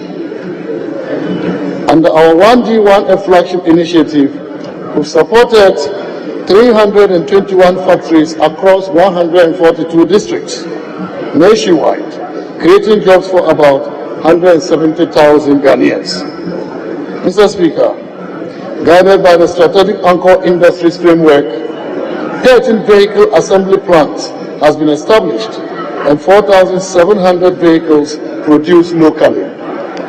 We aim to penetrate the sub-regional market through the Africa Continental Free Trade Area Framework and pursue local assembly of electric vehicles in line with our electric vehicle policy. Mr. Speaker, Ghana is being positioned as an internationally competitive tourism destination. Tourist arrivals have increased from about 500,000 in 2023 to almost 600,000 in the first half of 2024. This is an increase in several hundreds of thousands of tourists. And this has led to receipts of about $1.8 billion compared to $1.5 billion over the same period last year. To complement this progress, we've enhanced tourism infrastructure, marketing, supply chain links through the redevelopment of key tourist sites such as Ebri Gardens, Ya'asantua Mausoleum, the Museum at Ejisu, and the Pico Slave Camp.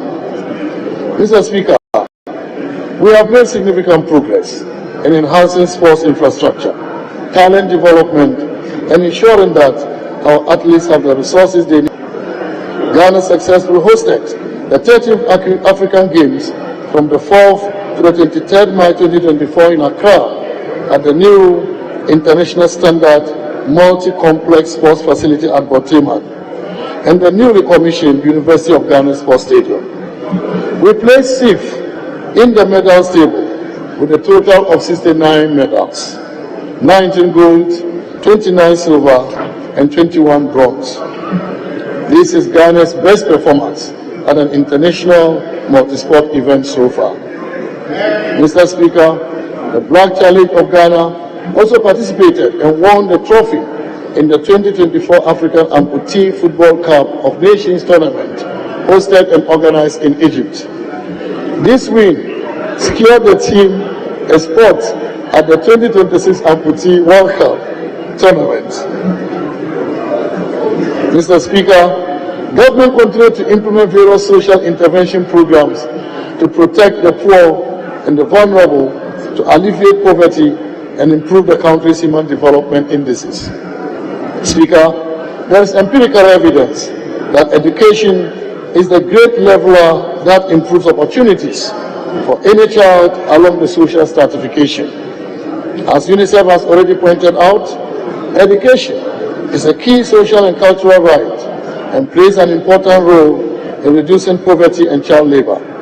Furthermore, education promotes democracy, peace, tolerance, development, and economic growth. Convinced about these objectives, government has over the last 8 years prioritized education. This is to ensure that over time, skills will be improved to protect and impact productivity, to grow the economy, and to improve living standards.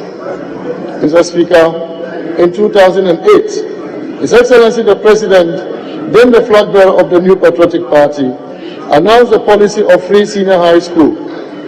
And for 8 years, he kept his conviction. On 2nd May 2017, government allocated 400 million Ghana cedis to implement free senior high school. We also indicated that our oil resources will fund the program, as the President believes that every Ghanaian child must benefit from the oil resources of our country. The impact of the program is evident. To date, a total of over 9.9 billion Ghana cedis has been spent on the program, and a cumulative total of 5.7 million young people have benefited from this initiative, many of whom may not have had this opportunity. Mr. Speaker, to complement this effort, we provided facilities under TVET to empower our young people with employable skills, with 168,000 students enrolled in the 2023-2024 year. Additionally, we are constructing 10 STEM schools and 10 STEM centers across the country. We are also building the first 2 STEM colleges of education in Karga in the northern region and Tepa in the Ashanti region. We have distributed 900,000 tablets for secondary school students. Quality education has been given considerable focus, Mr. Speaker, because the performance of the students at WAXI in 2023 is also the best since 2015. Mr. Speaker, to ease the financial burden on parents and guardians of public basic school pupils, government disbursed about 38 million Ghana cedis as capitation grant for the first half of 2024 to have adequate resources to provide quality education. Additionally, funds have been released for the payment of feeding grants to all public schools, public special schools, institutions for the handicapped for the 2024 academic year, thereby further supporting the vulnerable students in our country. Mr. Speaker, it is worth noting that the capitation grant has increased from 5 Ghana cedis in 2016 to 15 Ghana cedis in 2024. Mr. Speaker, the Ghana School Feeding Program commenced in 2006-2007 with 1,950 beneficiaries. Over the years, there has been considerable growth of the program, from 1.6 million beneficiaries in 2016 to over 3.8 million beneficiaries in 2023, and is currently in the region of 4 million beneficiaries. In 1 year, Mr. Speaker, we have added over 200,000 students. Mr. Speaker, an amount of over 662 million Ghana cedis was paid to caterers as at the end of June 2024. The program continues to provide employment of over 34,000 caterers and cooks, especially women, to generate income to enable them to take care of their families. The program has also created a ready market for local farmers, thereby boosting the local economy. Mr. Speaker, to protect the real value of the benefits for most of our vulnerable households, government has, in the last 2 years, increased the LEAP grant from 64 Ghana cedis in 2020 to 256 Ghana cedis in 2024 per beneficiary, meaning that we have doubled the grant every year for the last 2 years. This measure ensures that the program's outcomes are effectively achieved. Under the enhanced LEAP, the number of beneficiary households has increased from 212,917 people in 2016 to 324,073 in 2024. Mr. Speaker, as part of government digitalization agenda, the e-health project is progressing steadily with concentration on health centers and polyclinics this year. As of June 2024, a total of 49 polyclinics and 144 health centers have been connected, enhancing access to patient data at the point of care, claims management, and real-time biosurveillance data. This has significantly strengthened the country's health delivery system. Mr. Speaker, the following projects were completed between January and June 2024. The Urology and Nephrology Center of Excellence at the Kwalebu Teaching Hospital, district hospitals at Kumeu and Fomina, and CHIPS compounds at Debiso, Nkrofo, Denchira, Anani Krum, and Kwanyako, and many more CHIPS compounds across the country.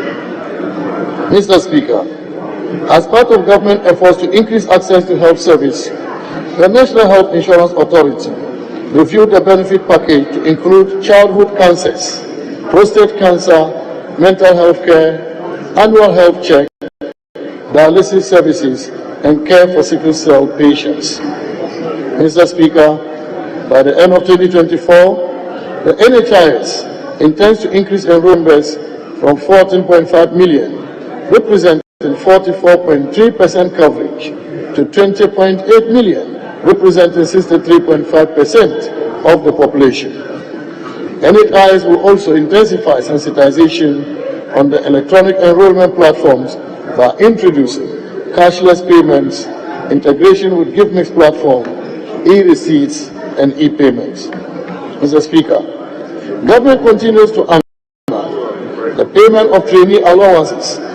A total amount of 290 million Ghana cedis was paid as allowances to 104,000 nursing trainees from January to June 2024. Similarly, a total of 260 million Ghana cedis has been released as allowances to 67,000 teacher trainees for the 2023-24 academic year. Mr. Speaker, government initiated the implementation of various activities towards achieving effective management and utilization of water resources, as well as improving the general water quality. Works progress steadily under the Water for All agenda. The following projects are completed: Ejura Water System, Wunensi Water System, and Bole Water System.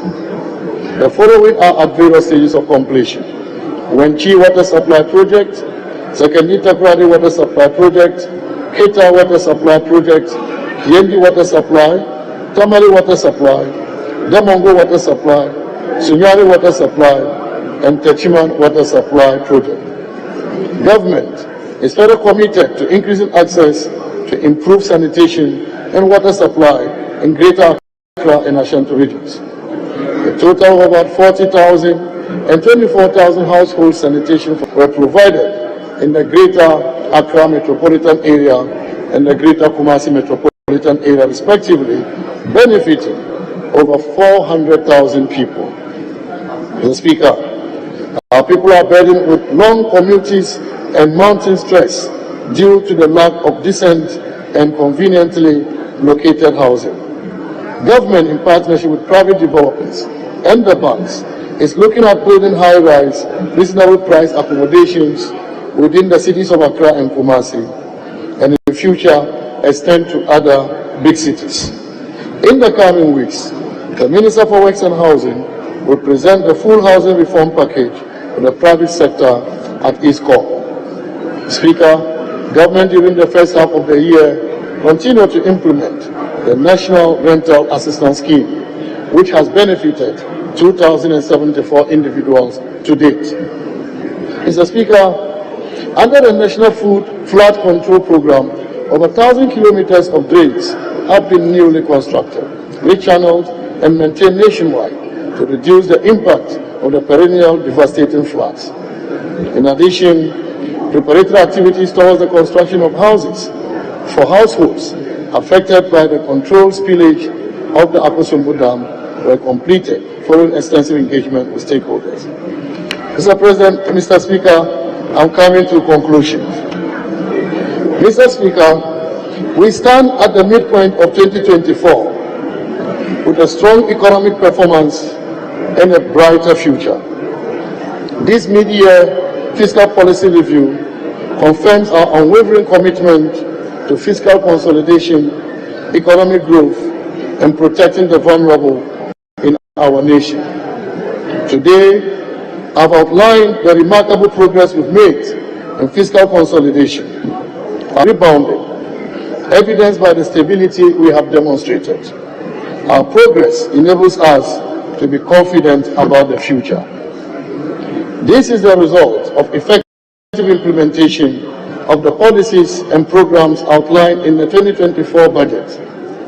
Together, Mr. Speaker, we have successfully navigated challenges in the last 7 months.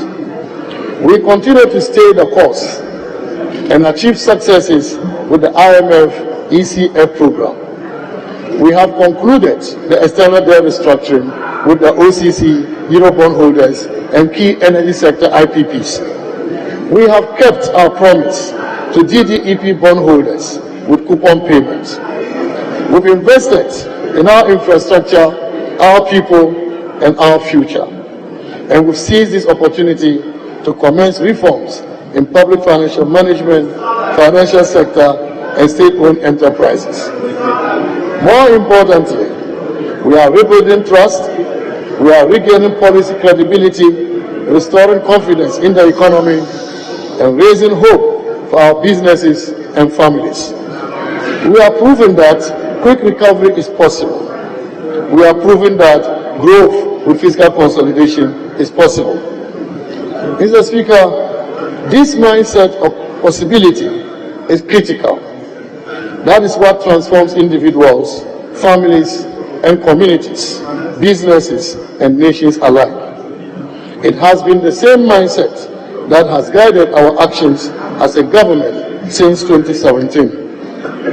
Mr. Speaker, it took a possibility mindset to expand and improve existing strategic social interventions to cater for the vulnerable in our society. That possibility mindset underpinned how we invested in the Ghana School Feeding Program to increase beneficiaries from about 1.6 million people in 2016 to about 3.8 million beneficiaries this year.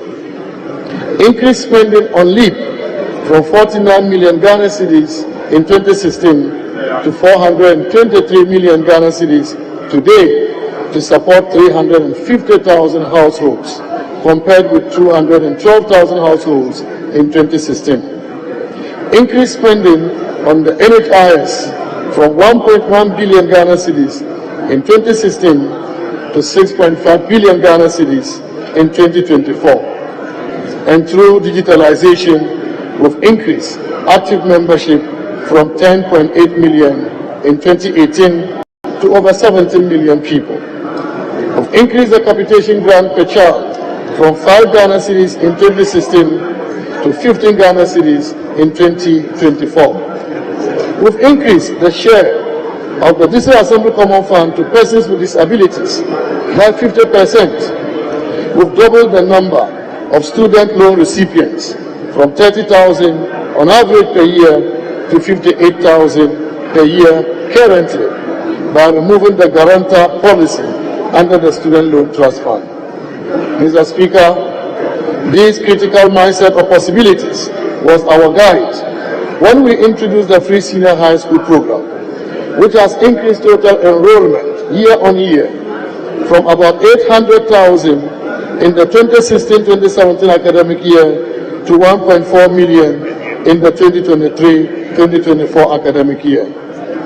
We introduced the National Rental Assistance Scheme to assist people with rent advance, over 2,000 people so far.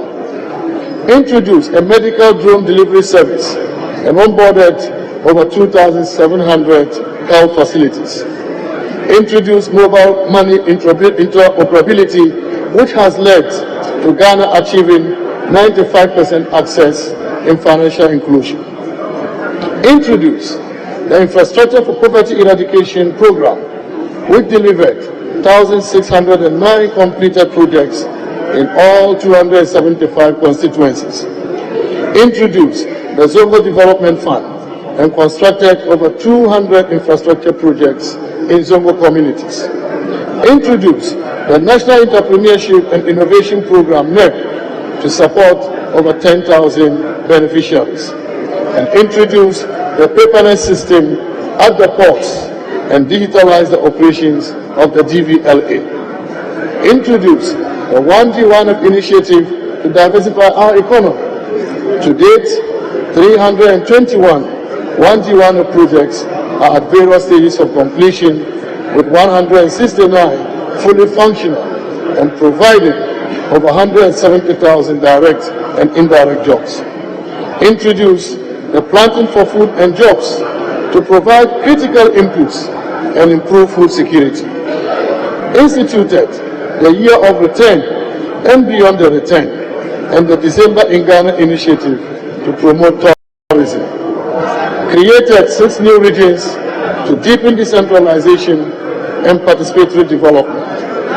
Mr. Speaker, that mindset of possibilities has enabled us to keep the lights on, to clear all accumulated BTAs up to 2022, constructing 120 courts with 80 completed and 150 bungalows for the judiciary. Necessary training allowances that were cancelled. Protect the deposits of 4.6 million Ghanaians by saving the banking system from collapse. Absorb examination fees for all students for BEC and WACC examinations. Guarantee access to the critical drug for sickle cell patients in Ghana. And this is the first of such initiative in Africa. Network and digitalize the records of all teaching, regional, and district hospitals in Ghana to ensure that referrals are possible without the patient's folder being physically transported. Implement the motor insurance database to enable verification of insurance status on mobile phones. Pass the right to information law. Distribute 20,000 LPG cook stoves and about 430,000 Japa stoves to promote clean cooking. Mr. Speaker, the same mindset of possibilities was present when we faced COVID in 2020. We demonstrated compassion to ensure that we paid public sector workers full wages even when revenue sharply declined. Provided free water to all households for a year. Provided free electricity to lifeline consumers and a 50% discount to other consumers for a whole year. It is important to note that between 2009 and 2016, the average annual increase in end-user electricity tariffs was 50% per year. Between 2017 and 2023, the average annual increase was 11.1%. We commenced Agenda 111 health infrastructure projects, and they are at various stages of completion. We rolled out the 750 million Ghana cedis CAP bus program to directly support micro, small, and medium-sized enterprises. Establish a 2 billion Ghana cedi guarantee to support all large enterprises and for job retention. Provided cooked meals to 27 million vulnerable persons and work with faith-based organizations to distribute dry food packages to 470,000 families. Mr. Speaker, we also have demonstrated what this mindset of possibilities can achieve in the infrastructure space.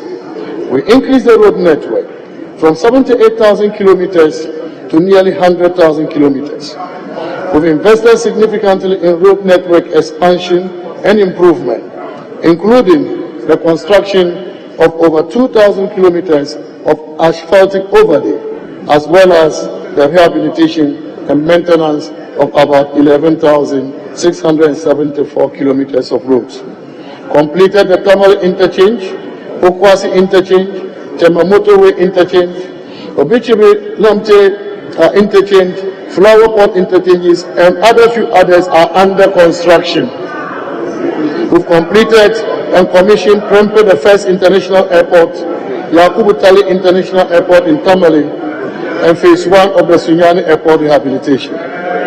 We restored the Kwame Nkrumah Memorial Park, constructed 2 major fishing harbors in Elmina and Jamestown in Accra, completed the iconic Tema Mpakadam Railway, initiated the construction and rehabilitation of Achimota Nsawam, Accra Tema, Ojokrom Takwa, Ojokrom Mansu Railway, completed 6 abandoned Eurogate health sector projects and 3 other stalled projects we inherited, including Upper West Regional Hospital, Ga East Municipal Hospital, Tyne District Hospital, Municipal Hospital, Chief Upraso District Hospital, Asante Akim Central District Hospital, Formina Hospital, Bepan Hospital, and Kumewu Hospital. We constructed sea defense projects to protect communities. We constructed sea defense projects to protect communities in Komenda, Nimbo Prampram, Axim, Elmina, Anumabo, and Keta. We constructing forward operating bases to enable the armed forces to protect the territorial integrity of our land. Constructed 80,000 metric ton warehouses under One District, One Warehouse initiative.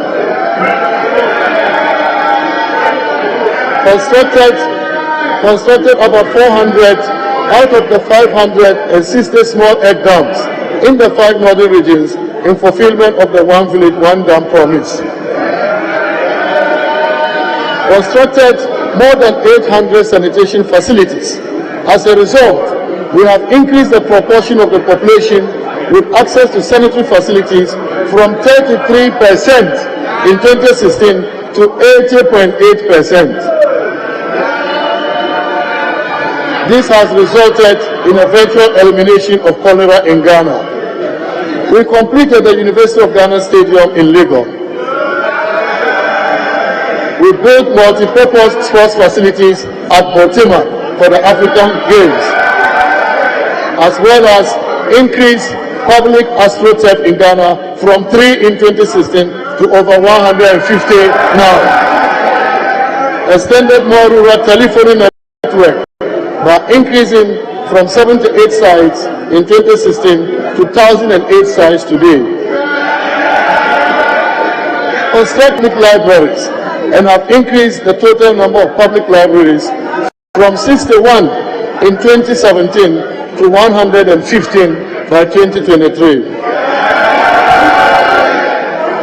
We've added 134.1 megawatt of renewable energy to our energy mix from a low of 37.7 megawatt in 2016. Mr. Speaker, we have used this critical mindset of possibilities to reposition our country for the future. Today, we are proud. We are the proud host of the Africa Continental Free Trade Secretariat and the Climate Vulnerable Forum Secretariat. In addition, we demonstrated our can-do spirit when we hosted the 13th African Games, the Africa Development Bank annual general meetings, and just last weekend, the 50th anniversary of Midyear and the AU Summit. Clearly, Mr. Speaker, Ghana has become the destination of choice for international conferences. Mr. Speaker, we've also become a regional leader in digitalization, and we are preparing our citizens for the 4th Industrial Revolution. Mr. Speaker, these investments are historic and unprecedented. They make a significant difference in our lives as a nation. To achieve the core objective of economic transformation, we must keep at it. Mr. Speaker, we must complete this together. We will continue to prudently manage public finances and protect the vulnerable. We will support enterprises through our SME Growth program, invest in agriculture to impact inflation, address food imports, and preserve foreign exchange. We will invest in roads that advance trade integration and productivity. We will improve housing delivery and optimize land use. We will promote the digitalization drive to improve service delivery. Mr. Speaker, we must do this for the sake of the market women who promote trade in our country. We must do this for the future of school children and young graduates. We must do this to support working parents to build their families. We must do this to enable our businesses set up and step out to take advantage of the Africa Continental Free Trade Area. We must do this to protect and care for widows, the aged, and the disadvantaged in our society. We must do this because it is possible. A lot more is possible. Mr. Speaker, we are using this same mindset of possibilities to confront the economic challenges we have faced. Already, we are seeing results. In this mid-year fiscal policy review, we are not seeking additional resources to spend. Rather, we are trying to stay the course within appropriation. Our progress has informed our proposal to reinstate the fiscal rule on the 5% deficit threshold, which we suspended in 2020, and we expect this to take effect in 2025. Let us continue this path with hope and the unwavering belief that together we can achieve greatness. We are building a Ghana that is more inclusive, that is more sustainable, and that is more transformed. Let us rise to the challenge.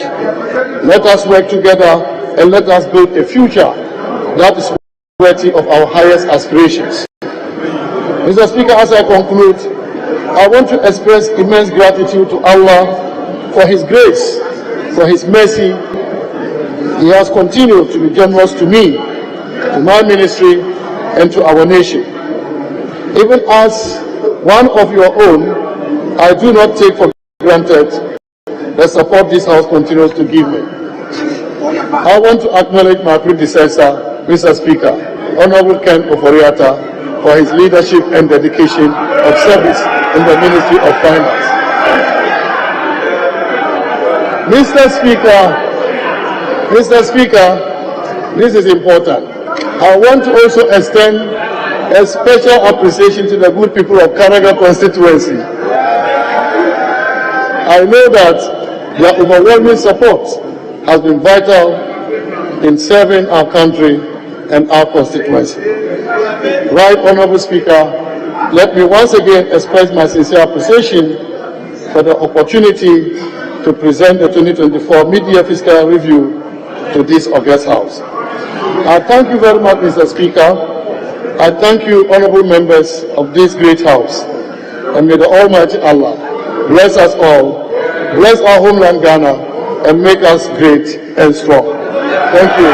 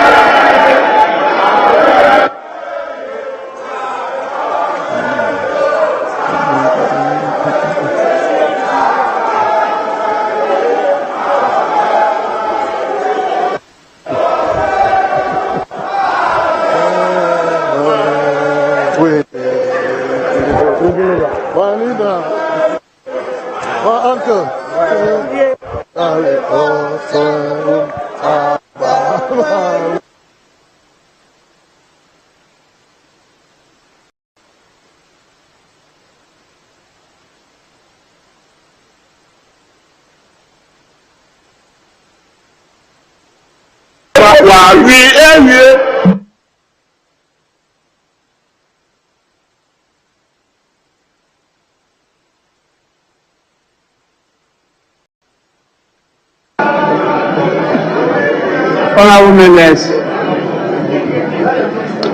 before I admit comments to the statement that has been made, permit me to acknowledge the presence of more visitors. We have a group by name Abantu for Development, coming from the West constituency. They are led by the group leader, Helen Kwanzaa. They are 15 in number. They are visiting us to see what we do. Luckily, they've seen the presentation of the mid-year budget review. On your behalf, I warmly welcome them to Parliament of Ghana. You are welcome. We also have with us the students from the University of Education, Winneba, properly called Windy Bay. Windy Bay.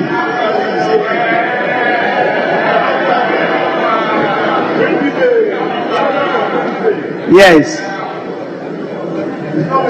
It's a struggle to pronounce Windy Bay, that is now known as Winneba. They are 128 in number, and they are being led by the Political Science Students President, by name Michael Yeboah. And this university, as we all know, is located in the Efutu constituency, now occupied by the majority leader.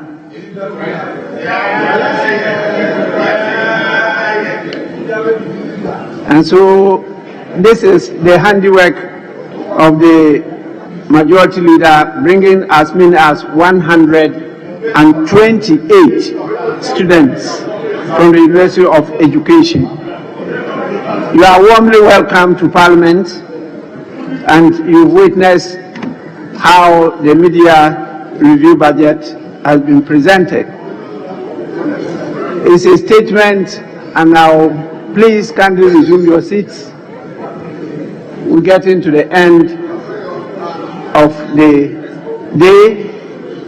The statement has been made, and I want to know the pleasure of the House, whether we will start with the comments today or we could start tomorrow.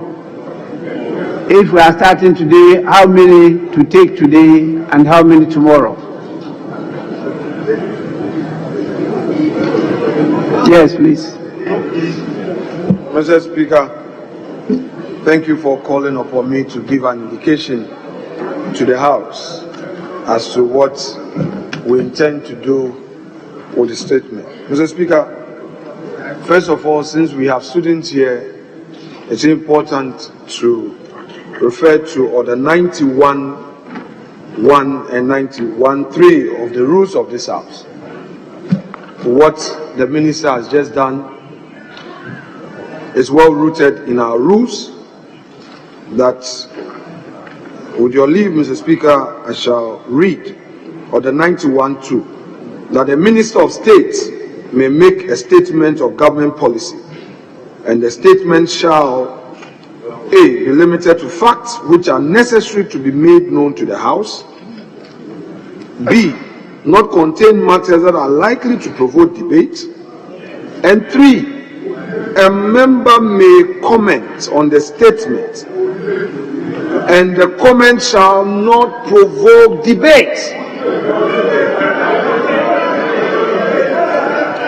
Mr. Speaker, so the statement, as we all know, was limited to known facts. Mr. Speaker, for instance, the Minister has walked us through some major interventions. One, that the school feeding program, which was previously being patronized by 1.6 million Ghanaian children, is now being patronized by 4 million Ghanaian children. In other words, 4 million Ghanaian vulnerable children are benefiting from the school feeding program. Mr. Speaker, again, vulnerable children are benefiting from the school feeding program. Mr. Speaker, again, the Minister has simply told us that today, 2024 budget, 6.5 billion has been allocated for the NHIS, as compared to 1.6 billion in 2016 by those who are in opposition today. I mean the John Mahama government. Mr. Speaker, leave. These are mere comments, introduction. These are not debates. Mr. Speaker, leave. Mr. Speaker, leave. As of 2016, when they left and they couldn't perform and they left, it was just 49 million that they spent. Mr. Speaker, today government is spending 423 million Ghana cedis to cover many people, many of our vulnerable. Mr. Speaker, it is also clear that in 2015-2016, they made some provision in the budget to support education. At the end of the academic year, they had released only 12 million out of the 25 million that they allocated.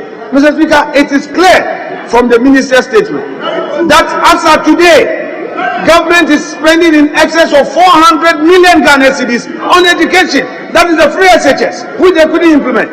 Mr. Speaker, these are not matters for debate. These are facts. Mr. Speaker, the IMF program, the minister has said it, and Mr. Speaker, nobody had any cause to question the minister when he said, we are on course with the IMF program.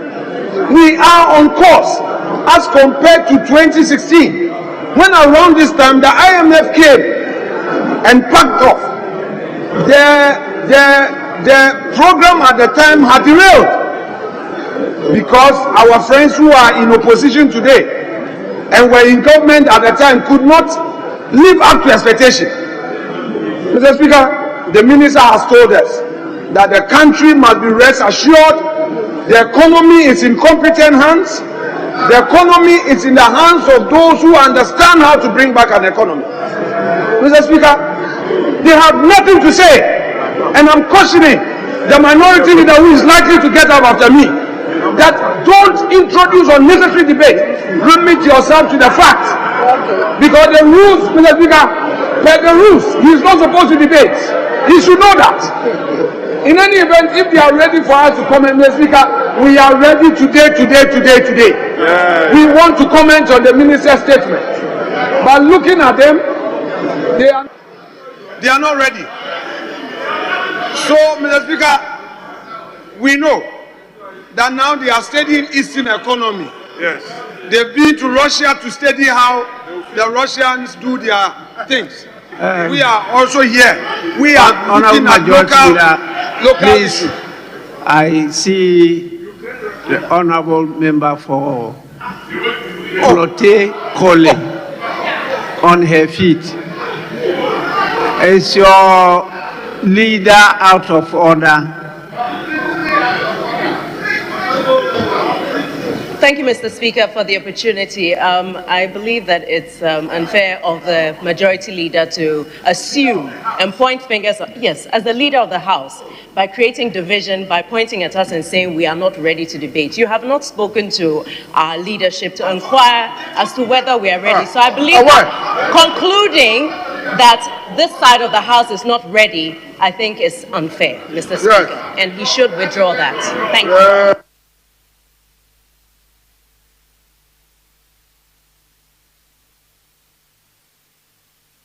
Yes. Mr. Speaker, if they are ready on the comment, not debate. Dr. Forson, minority leader,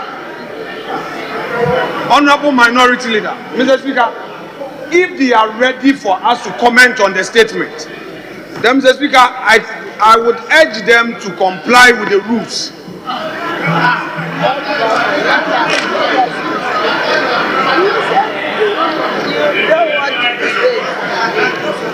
Mr. Speaker, if they want us to proceed, I want them to be guided by the rules of this House. Only comment. But in any event, you may want more copies of the statement.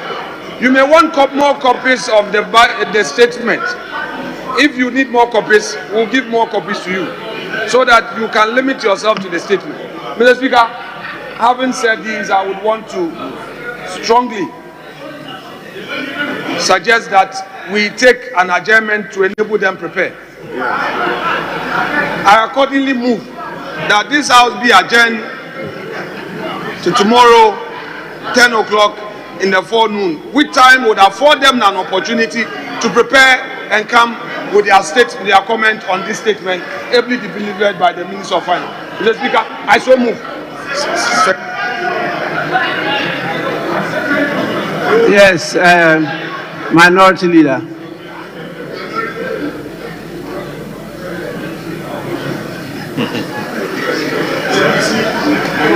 Mr. Speaker,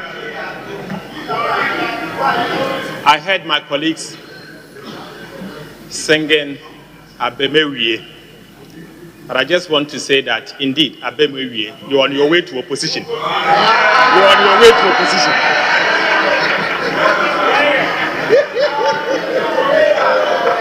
Mr. Speaker. Mr. Speaker.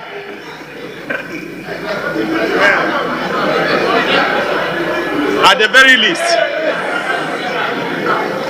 very least, Ghanaians expected that this media review would have removed or abolished a number of taxes. A number of taxes that has made Ghana a high tax regime to the extent that businesses are moving out of our country and the ordinary Ghanaian is actually leaving the shores of this country. For example, COVID levy, e-levy, Yes. Bola tax, tax on domestic electricity, emission levy. Mr. Speaker, this is a missed opportunity. This is a missed opportunity. Mr. Speaker, instead, the minister did not announce one single new policy. No, sir. The minister did not introduce new ideas. Mr. Speaker, unfortunately, Ghana is on autopilot. Our economy is on autopilot. No leadership. Mr. Speaker, I'm shocked today to have noticed that Appendix 2A, page 107 of the Minister's Media Review and Economic Policy. This government has already missed IMF program already. Mr. Speaker, they have missed the target already. Mr. Speaker, I refer you to Appendix 2A above the line. Arrest clearance. Arrest clearance. Above the line. This government, contrary to the IMF program that we should not accumulate any arrests, have accumulated new arrests worth 4.5 billion Ghana cedis. And you are here saying what? That we have. Mr. Speaker, let me read. Mr. Speaker, let me read. Let me read. Arrest payables. Arrest clearance. Mr. Speaker, in the original budget, this government has programmed zero for the first half of the year. Meanwhile, in the media review, Appendix 2A, provisional, they have actually incurred new arrests worth 4.5 billion Ghana. And you are saying what? Mr. Speaker, we are ready to debate now. Now. Mr. Speaker, let me assure him that, Mr. Speaker, we are ready. The troops are here. Honorable Adongo is ready. Honorable Tinapo is ready. Honorable Ampem is ready. Mr. Speaker, at the moment, we have 10 members ready to debate now. Today. Mr. Speaker, I am not surprised. But all what I want to tell them is that they are bereft of new ideas, and that I'm happy that they sang Abemerie, you're on your way to opposition. So, Speaker, I second the motion.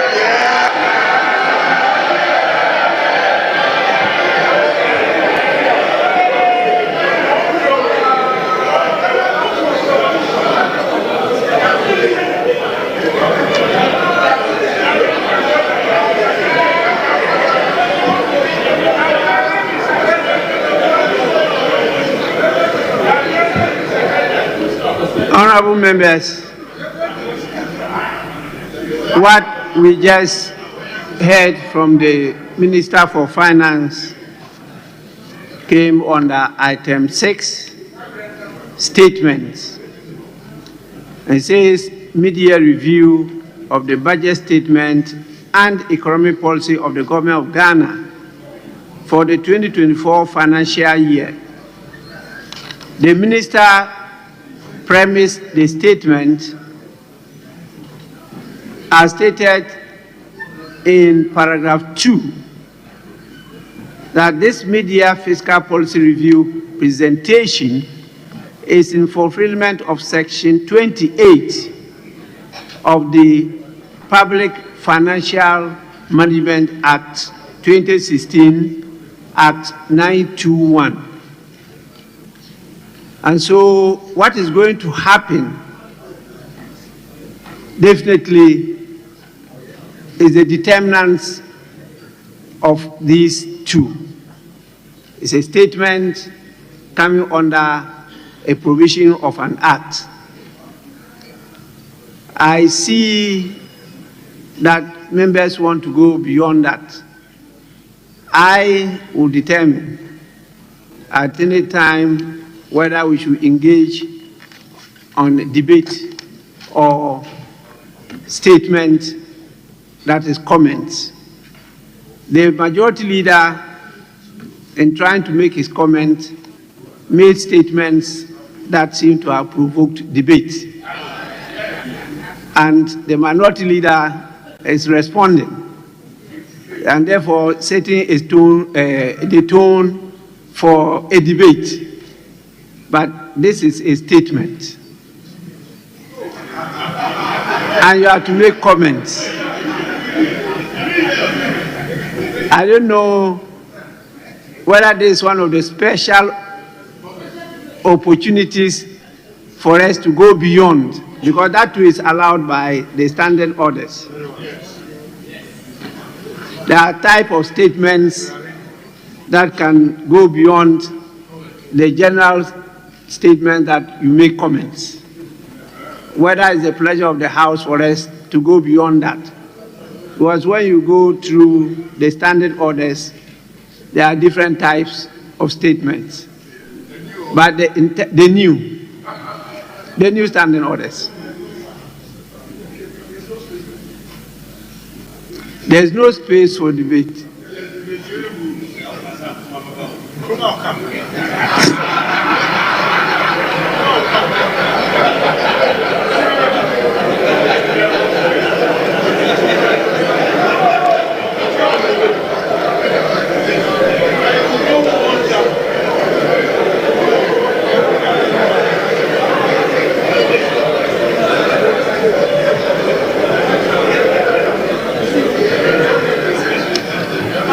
If the statement is not the ordinary statement, but the statement itself provokes debate, definitely the comments will be responding to the what? Debate. So we will try to manage it, but be guided by the fact that it's a statement.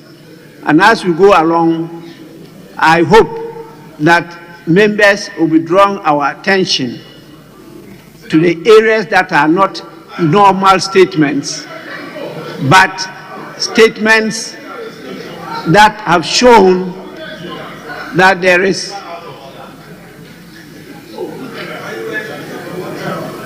yes, Honorable Joe. I'm not interrupting you.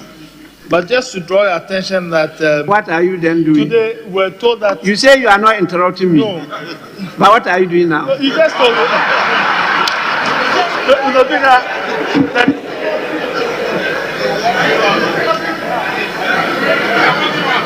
The difference we have is to engage with you. But this is just a short comment. That we were told that majority leader...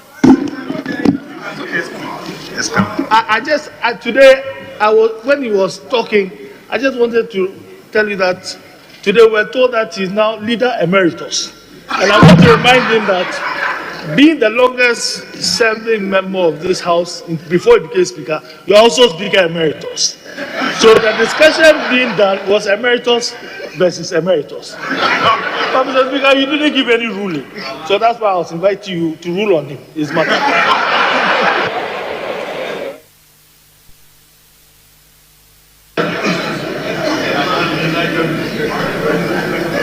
Leader emeritus. He is my junior brother, so we leave it at that.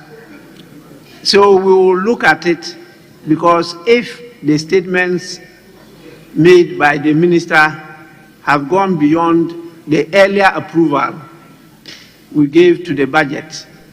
It means it's raising debatable issues.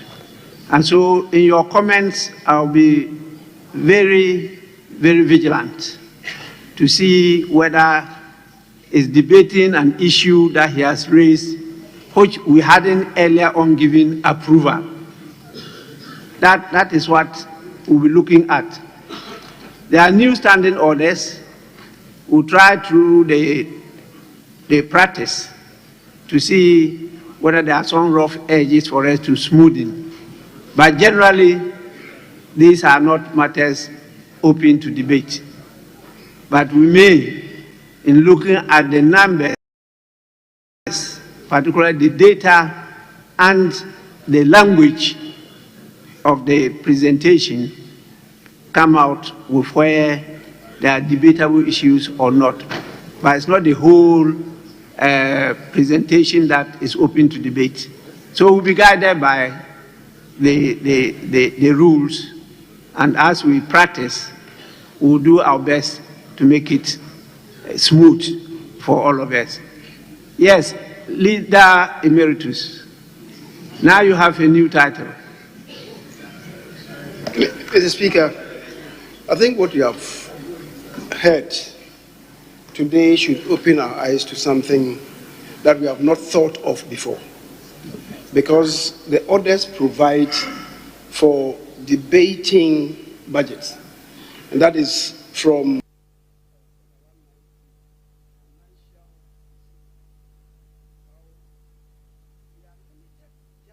budget and supplementary estimates, not what we have experienced now. That's a review, which does not come with supplementary budget. So maybe with this, Parliament will take a cue to see what must be done when there is a mid-year review that is not accompanied by supplementary estimates. As for, and of course, by that, what is come before us to do is to submit a statement. And the statement also does not lend itself to a debate. And Mr. Speaker, I see that you are struggling to create space for a debate on a statement. And that is why I'm saying that perhaps as a House, we need to look at it again. Now that we are going through the formative years of the application of the new standing orders, maybe we may have to have a second look at it, because there's no space for a debate on a review that has not come with a supplementary budget. That's the difficulty. So we should have a second look at that.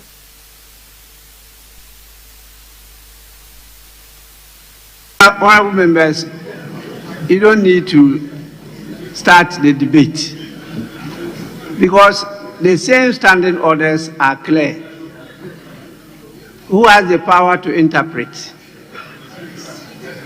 Is the Speaker.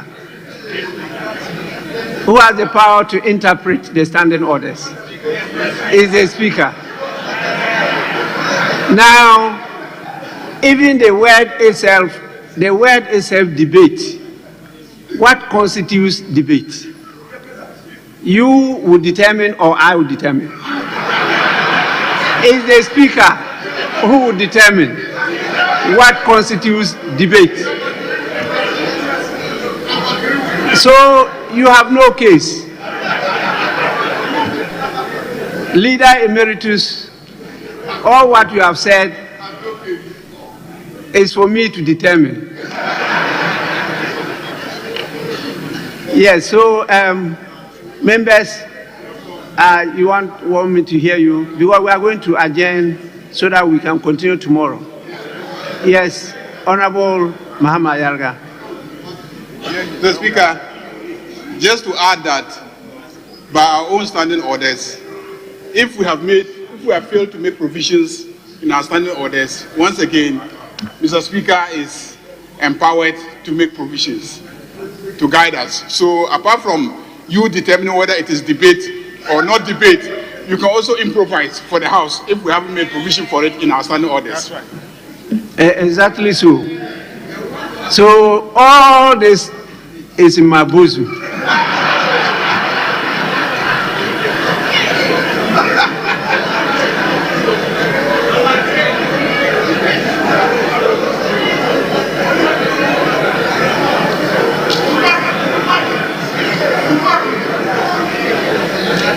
You can, after I have decided, contest it anywhere. But in the first instance, it's in my bosom to decide. You can contest it. It's allowed either on the floor of this house or outside this house in the courts. But to start with, I am in charge. We will proceed to adjourn proceedings so that we can come tomorrow after conclave with leadership to set the rules for what is going to happen to the submission by the Minister for Finance.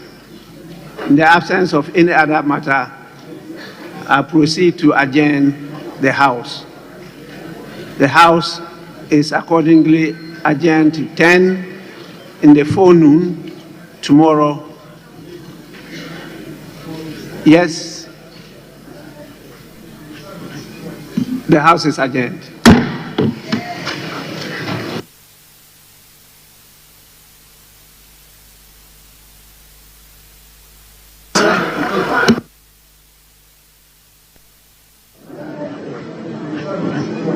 The House is adjourned.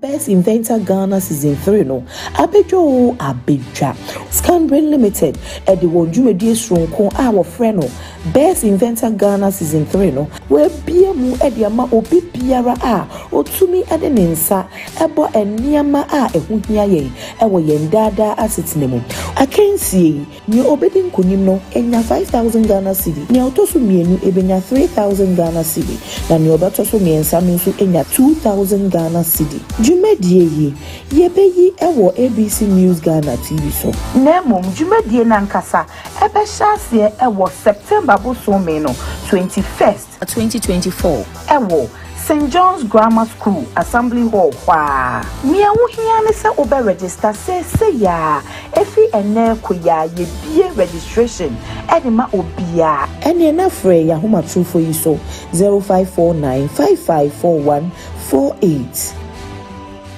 Best Inventor Ghana Season 3 no abejo abedwa Scanbrain Limited e de won dwumedie sronko a wo frɛ no Best Inventor Ghana Season 3 no we bia mu e de ama obi biara a otumi e de ne nsa ebo eniama a ehu hia ye e wo yen dada asetene mu akensie ni obedi nkonim no enya 5000 Ghana cedi ni otoso mienu ebenya 3000 Ghana cedi na ni obatoso miensa no nso enya 2000 Ghana cedi Jumedie yi yebeyi ewo ABC News Ghana TV so nemom jumedie nankasa ebe hyase ewo September bosome no 21st 2024 ewo St. John's Grammar School Assembly Hall kwa mia wo hia ne se obe register se ya efi ene koya ye bie registration edema obia ene na frɛ ya homa trufo yi so 0549554148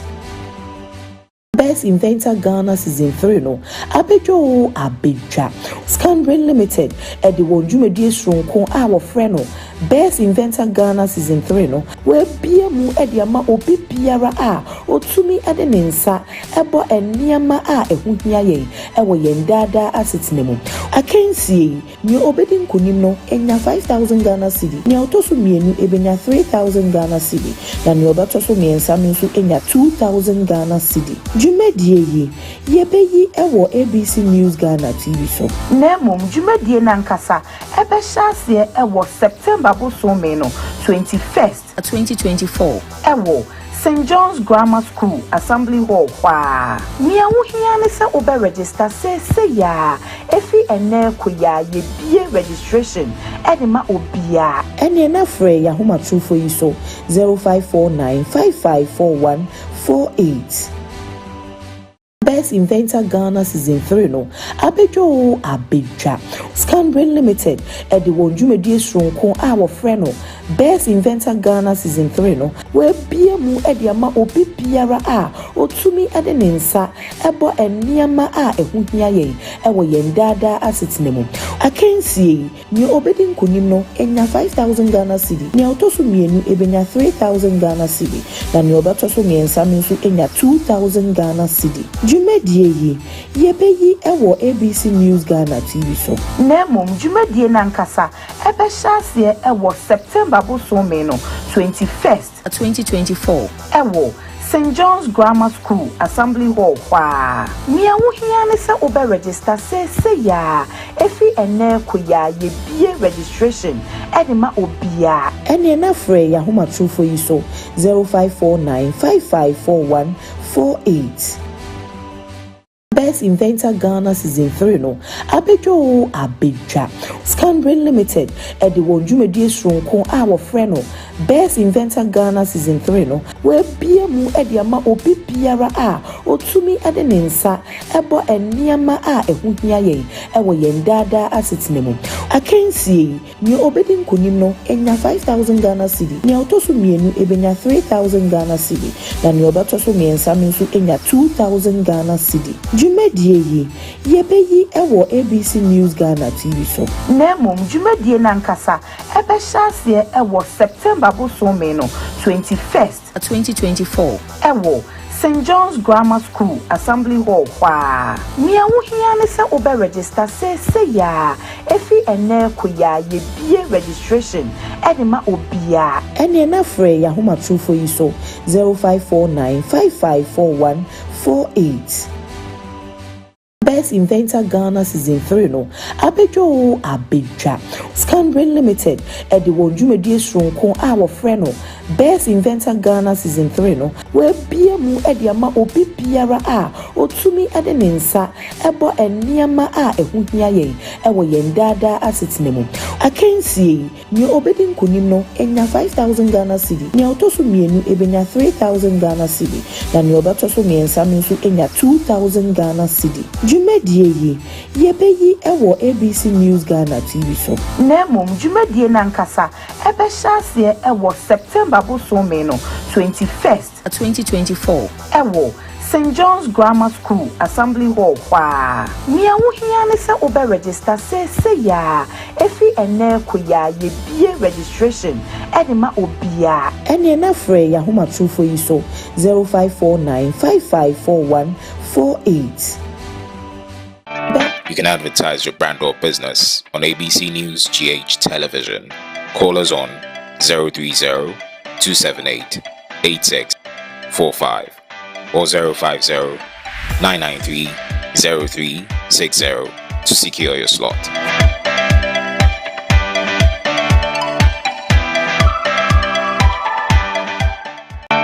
You can advertise your brand or business on ABC News GH Television.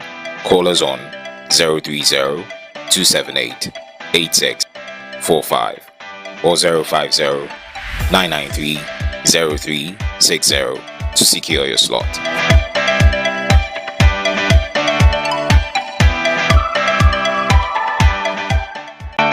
You can advertise your brand or business on ABC News GH Television.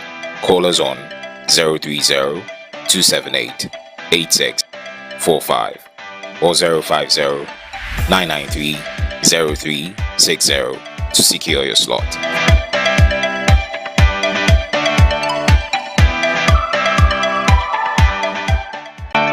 You can advertise your brand or business on ABC News GH Television. Call us on 030-278-8645 or 050-993-0360 to secure your slot.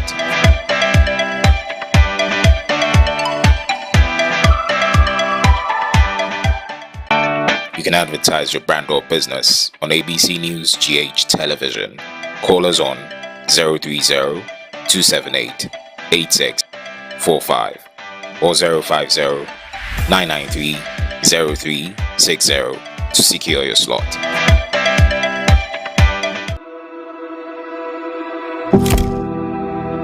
What does it mean to be a man today? Is it strength? Is it resilience? Or is it something more?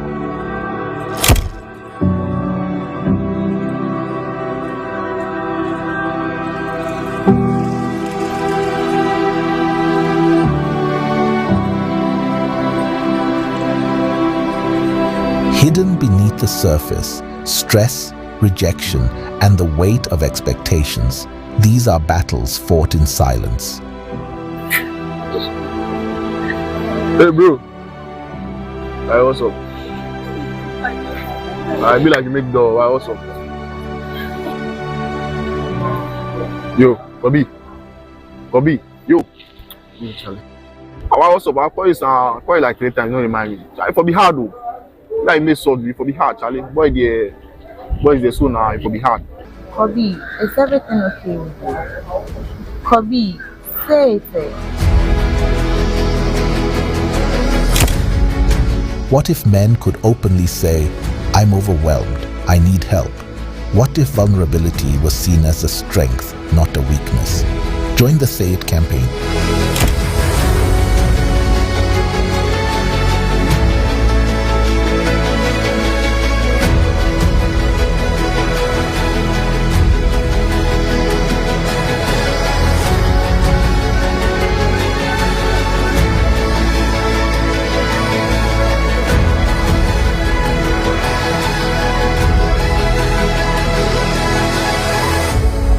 Join the Say It campaign.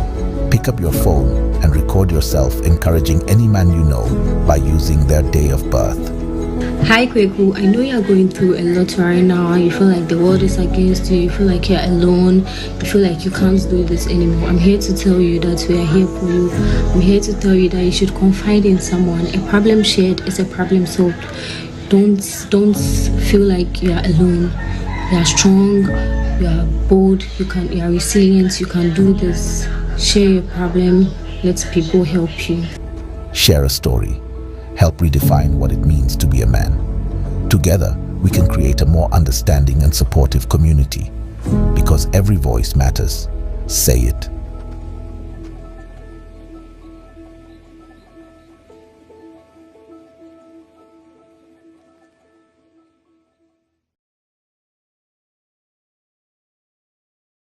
Inventor Ghana Season 3 no abedwa Scan Brain Limited e de won dwumadie sonko a wo frɛ no Best Inventor Ghana Season 3 no we bia mu e de ama obi biara a otumi e de ne nsa ebo eniama a ehu hia ye e wo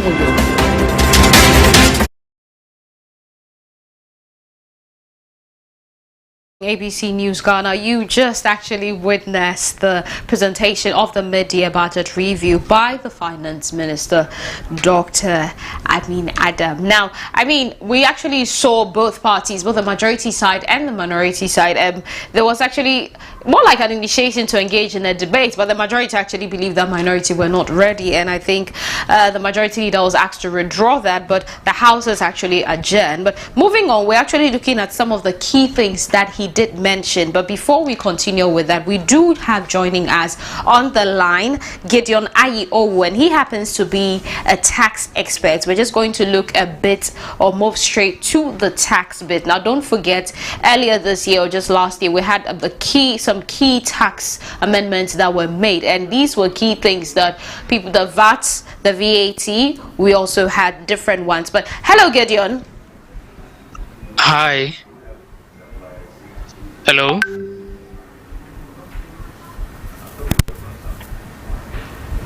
Hello, Gideon. Welcome to ABC News. Hello, hi. Thank you.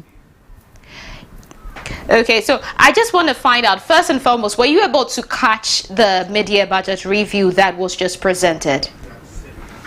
Yes, I got some bits and pieces of it. Okay, so before we actually zoom into that, now we actually know that there's been some key amendments in some of the 5 tax proposals that were put in laws in Parliament. Actually amended 5 of them, and these acts were enacted as part of various fiscal measures, and they were introduced under the 2024 budget statement and economic policy. Now the amendments were for the Value Added Tax Amendment Act 1107. We also had the Excise Duty Amendment Act 1108. We also had the Stamp Duty Amendment Act, that was Act 1109, and we had the Exemptions Amendment Act, that was Act 1110, and finally the Income Tax Act, that was Act 111. So, I mean, what are your thoughts on these amendments that was actually put before Parliament? Parliament actually did these amendments. What are your thoughts on this? Yeah, thank you. So these amendments have been effective for a couple of months now, and then they were put in place as a result of the IMF conditionality. So when you check a lot of these amendments, they go into the broader scheme of enhancing the current GDP, tax to GDP ratio, which means how much tax revenue is government going to derive from our current economic base. And so most of this did that. They're trying to, for example, one of it you mentioned, the stamp duty, is just to broaden the base, make it easier. The excise stamp duty, for example, and the VAT Act, it brought in a 5% flat rate, disallowing companies from deducting input VAT, for example. So all this have been put in to make sure that government increases its revenue. As you yourself and your viewers may be aware, government is in dire need of revenue because we've been shut out from the debt market internationally. So government is now looking home and to see how much money it can derive. So a lot of these interventions have come in place to increase government revenue intake and making sure that government can continue with its various expenditure and social intervention and all the capital infrastructure and things that it had promised. So it's been on this towing line. In fact, for most watchers of the space, this year's current budget review it has come in. Everybody knows well they can't do much about reducing tax expenditure because they still have to create fiscal space. And so the only other thing they can do is to make sure they rationalize their expenditure. That's making sure that they are more efficient, there's value for money, and making sure that areas are prioritized before we spend money in those areas. The other points which they can do is that they could have increased taxes, but in the current political climate and the elections less than 5 months away, it is not a prudent thing to do. So if you read through this current media's budget review, there hasn't been any tax increments. Rather, one of the successes that came from last year is something that the minister mentioned, with the e-invoicing, or other people call it e-VAT, and it's been quite successful. And I could see that the minister also mentioned that they want to go with electronic bookkeeping. So what that means is that they realize that the administrative part of the tax system, it's what they can tighten to make sure they are more efficient to collect more. And that's something that they are doing now. So they set up the e-invoicing, and what it actually does is that if anybody goes to any of the shopping malls now and buying from one of those big retailers, I don't want to mention some names, but what they actually do, your invoice that you receive from them, it's actually coming from GRA.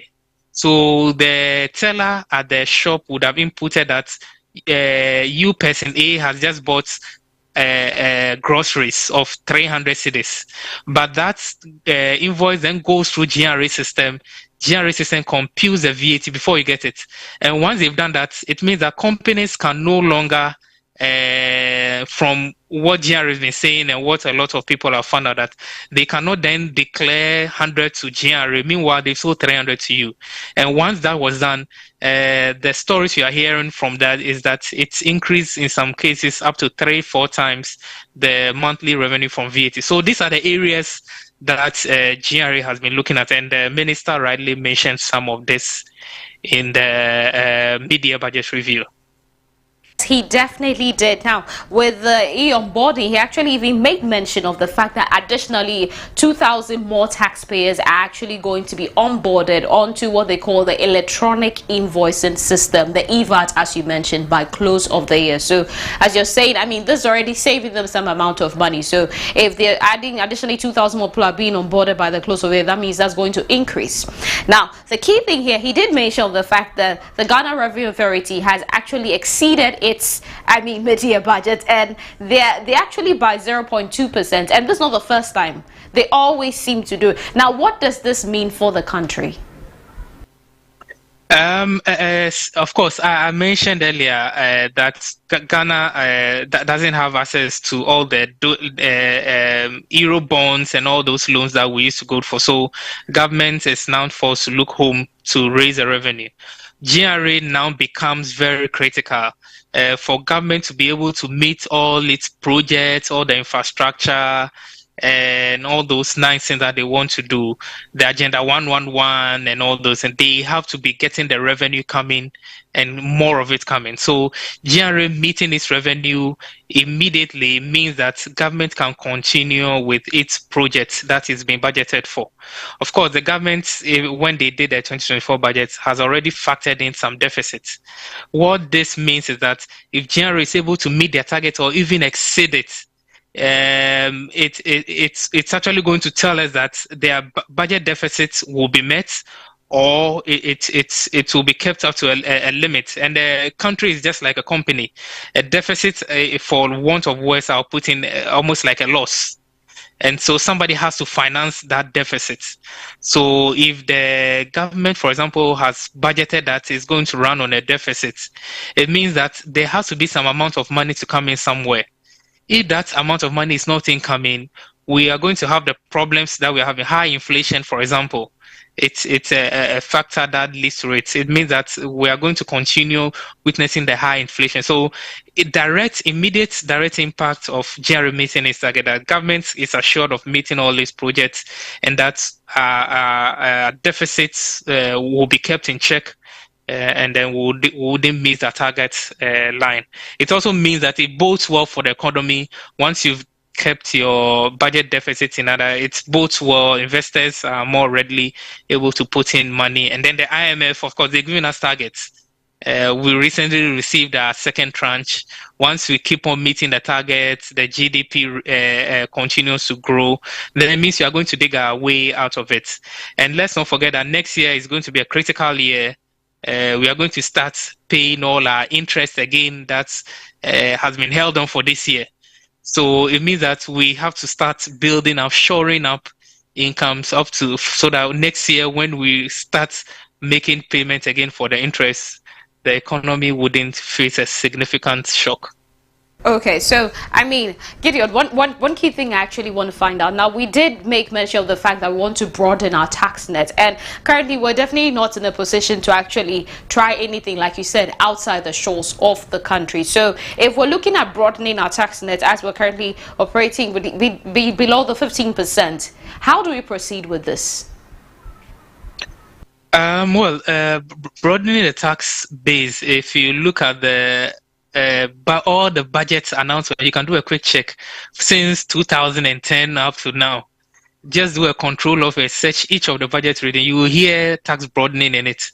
It means every government that has come into power has tried it. The fact that we are still talking about it now means that it's not been an easy thing to achieve.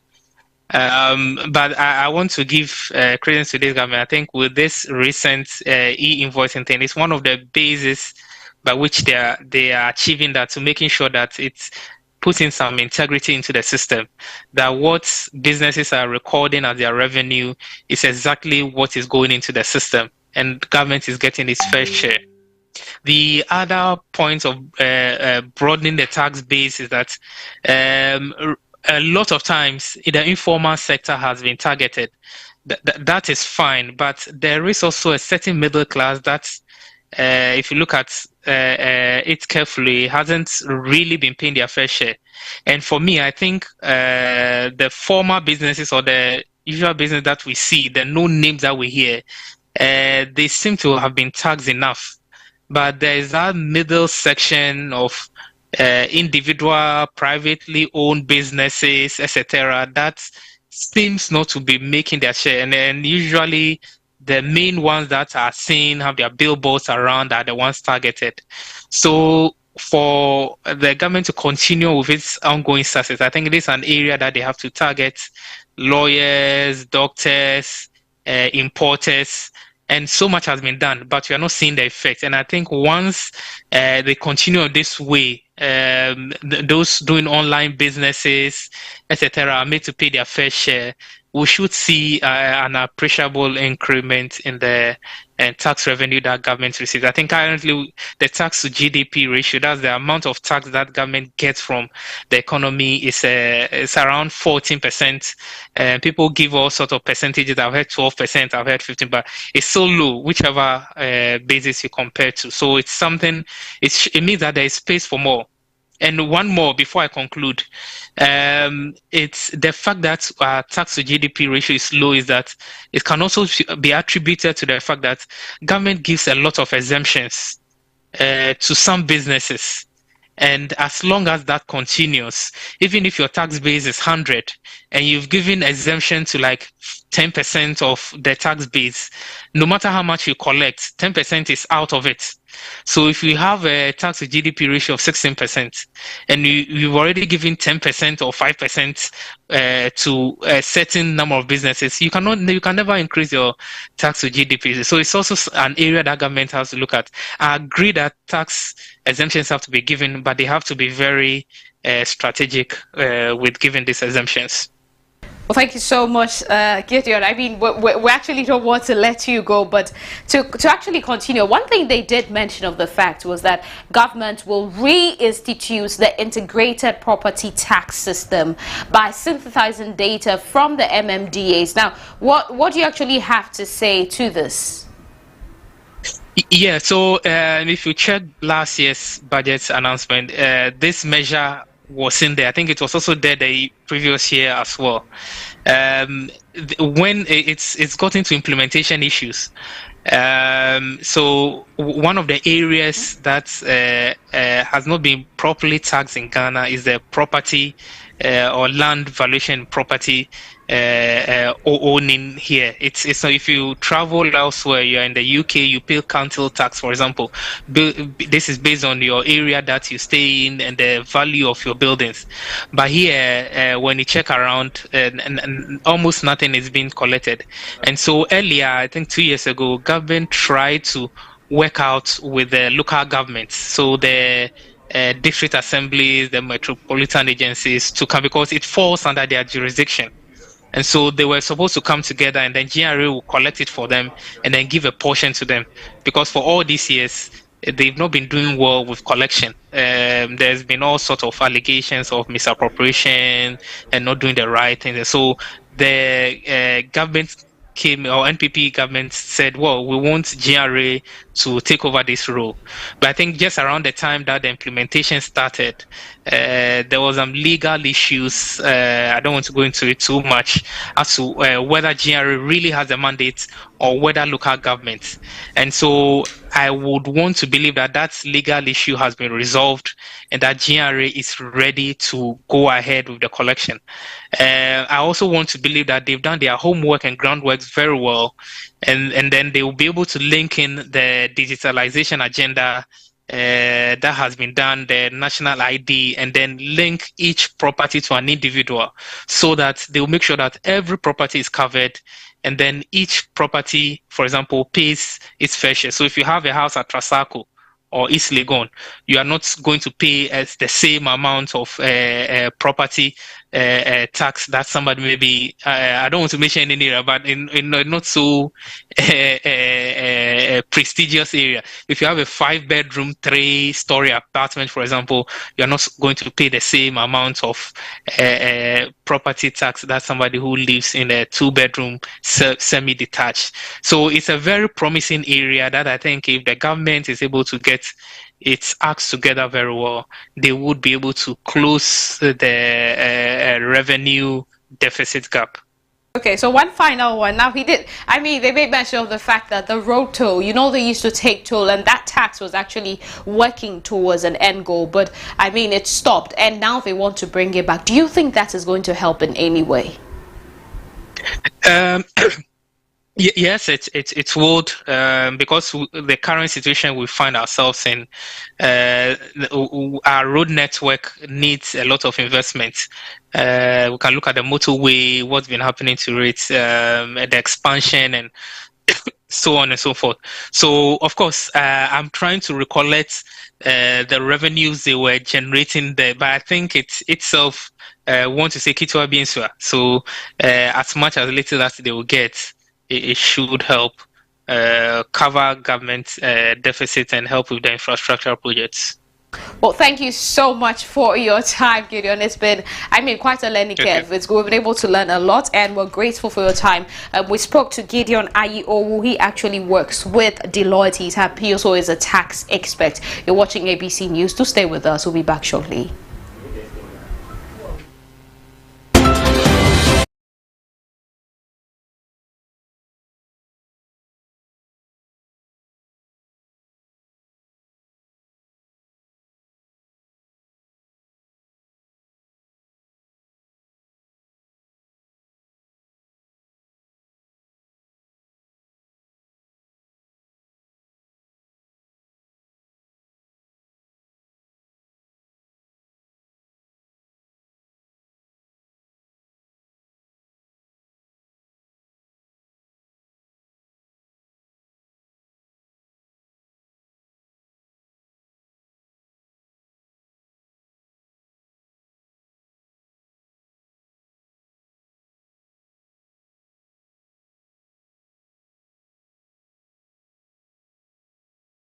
Best Inventor Ghana Season 3 is here.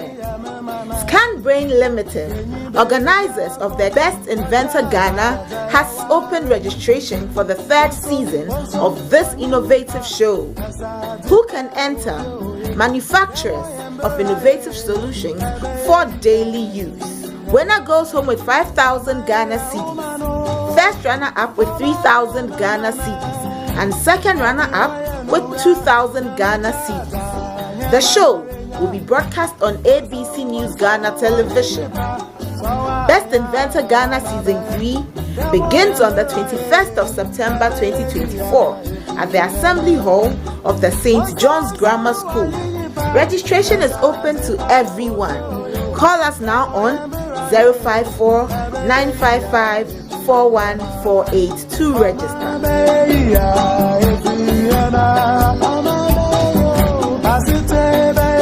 Best Inventor Ghana Season 3 is here. ScanBrain Limited, organizers of the Best Inventor Ghana, has opened registration for the 3rd season.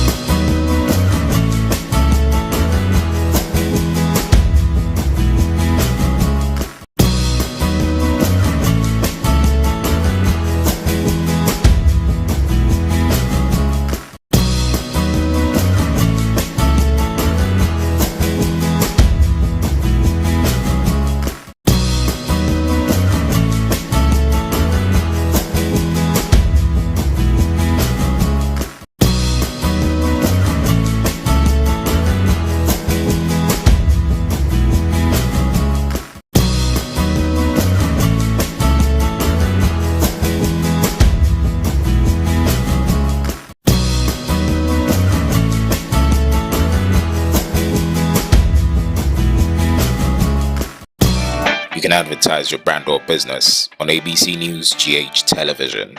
Call us on 030-278-8645 or 050-993-03 0360 to secure your slot.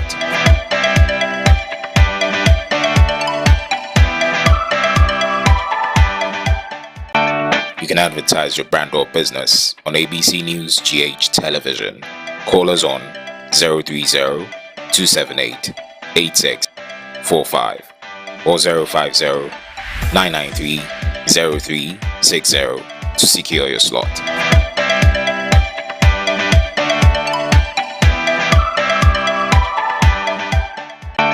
You can advertise your brand or business on ABC News GH Television. Call us on 030-278-8645 or 050-993-0360 to secure your slot.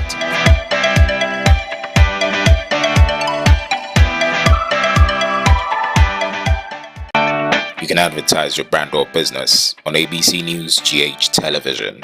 Call us on 030-278-8645 or 050-993-0360 to secure your slot.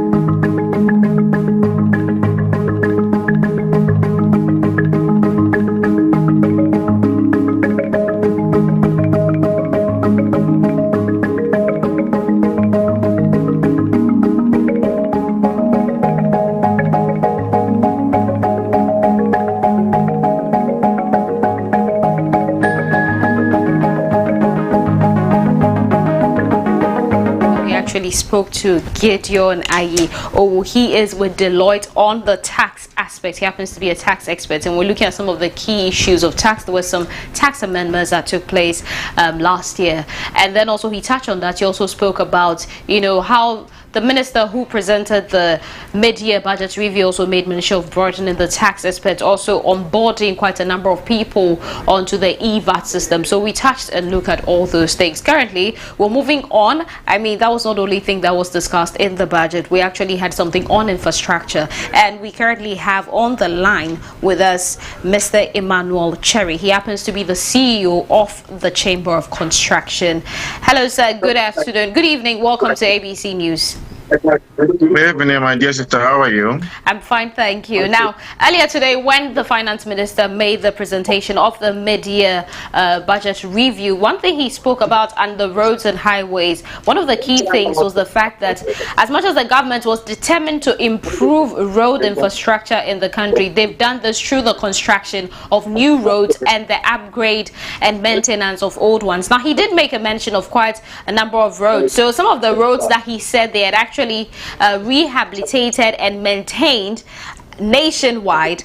We had the Draboso Bonzim ongoing roads, we had the Winnibakaswa, we had the Karaga Town Road, we also had the Gushegu Town Road, the Tolon Daboya Road, the Nantong Karaga. I mean, basically it's more than 6 roads that he listed that they are currently maintaining and working on, and some of them are completed. Some of the completed projects, we actually have more than 6 completed projects. Now, what do you have to say to this? Okay, first of all, let me take this opportunity to salute yourself and then your cherished viewers and listeners across the entire world, and also to thank you very much for good work done for Mother Ghana. Anyway, concerning the position of government has been itemized a few minutes ago, we believe this is a welcoming news for us to hear that indeed government is paying much attention to the road infrastructure networks across the length and breadth of the country. However, you and I, being a journalist, I believe that within your various localities and what have you, the stretch where you apply, if you see the road networks within that enclave, the question is, how are they? How good are they? Are they motorable? These are some of the questions we need to be asking ourselves. Most of the times, politicians, they are very good at throwing names and figures around just to confuse the masses, and then that's the end. You clap for them, later on you go to the field, you see the otherwise. So therefore, the communities may be the best assessors of this kind of positions that the government has integrated so far as we speak. It's a good way, it's a good news if it happened this way, which means it creates employment for us, we those within the construction value chain. However, as we speak today, most of contractors have moved from site as a result of government heavily indebtedness to contractors. So if the government now saying that he has completed this, has completed that, he must also be very proactive by making sure that he put the same smile into the face of the contractors, the engineers, the consultants who man those various projects, because we have worked and we are not being paid. Meanwhile, you are celebrating as an achievement, and then we are there crying, running away from our creditors and our debtors. I mean, I want to find out, that's the 10 billion Ghana cedis. Before we move on to that, so from what you're saying, I mean, you being the CEO of the Chamber of Construction, from what you're saying, these roads that the minister has listed or made mention of the fact that have been constructed, you are not fully aware of the fact that they have been constructed. No, what I mean is, we as industry players, our responsibility is to partner governments or whatsoever government that is in play for us to make sure that we deliver on infrastructure, space within the economy. So therefore, any work that is being placed before us, we are ever ready to manage. But the question before us is the few works that we have done. Has government been able to honor his side of the contractual obligation? He has not been able to pay us as we speak. These are some of the challenges and concerns that I'm trying to this out and then lay at the doorsteps of government as we speak, because he's heavily indebted to us, the contractors. So as much as he's touting his achievement, he must also not forget that they are all on credit. So he must try as much as possible to pay us on time. So we actually get that. Now, I want to find out, that's the 10 billion Ghana cedi that was stated by the government. Does it add up to the initially allocated 6,379,000,000 Ghana cedi that was actually mentioned last November in the budget? Yeah, for that amount in quotes, for some time ago, you heard the same minister at the press conference insinuating that he has made 49 billion payment to contractors. I hope you heard that. Yes. Now, today is a different story altogether. So, within the goalpost has changed as we speak. So, therefore, it's early days. Yes, I need to go into the archives and get the facts accurately, because what he's saying is very outrageous, and then it's good to be true for me as we speak today. Because today, if we should go to the debt portfolio, that government owes contractors is over 16 billion. It's over 16 billion Ghana cedis, and keep increasing on daily basis, because contractors are on site. Some of the contractors are on site, others are also moved from site. So on weekly, daily, monthly basis, there are new certificates which has been raised by contractors, and then it keep increasing the debt portfolio. So therefore, all we are seeking government to do is to honor his side of the contractual obligation. As contractors and the consultants, we are ever ready to help make sure that we prosecute his infrastructure agenda. But it should also not take us for granted, thinking that we are Father Christmas. No, we also borrowing money from the same financial market. Today, the same government, as we speak, has passed a legislation that all government contracts now should be calculated in simple interest. Meanwhile, you are the same government who normally run how do you call it? You normally don't fulfill your part of the contractual obligations, and therefore, whose fault is it? It's no business of any contractor to say that he wants government to default. How do you call it? He want to work and wait for over so months or years to go and calculate interest on delayed payment. No. That is not the how do you call it, the choice of contractors, and that is not the options of contractors.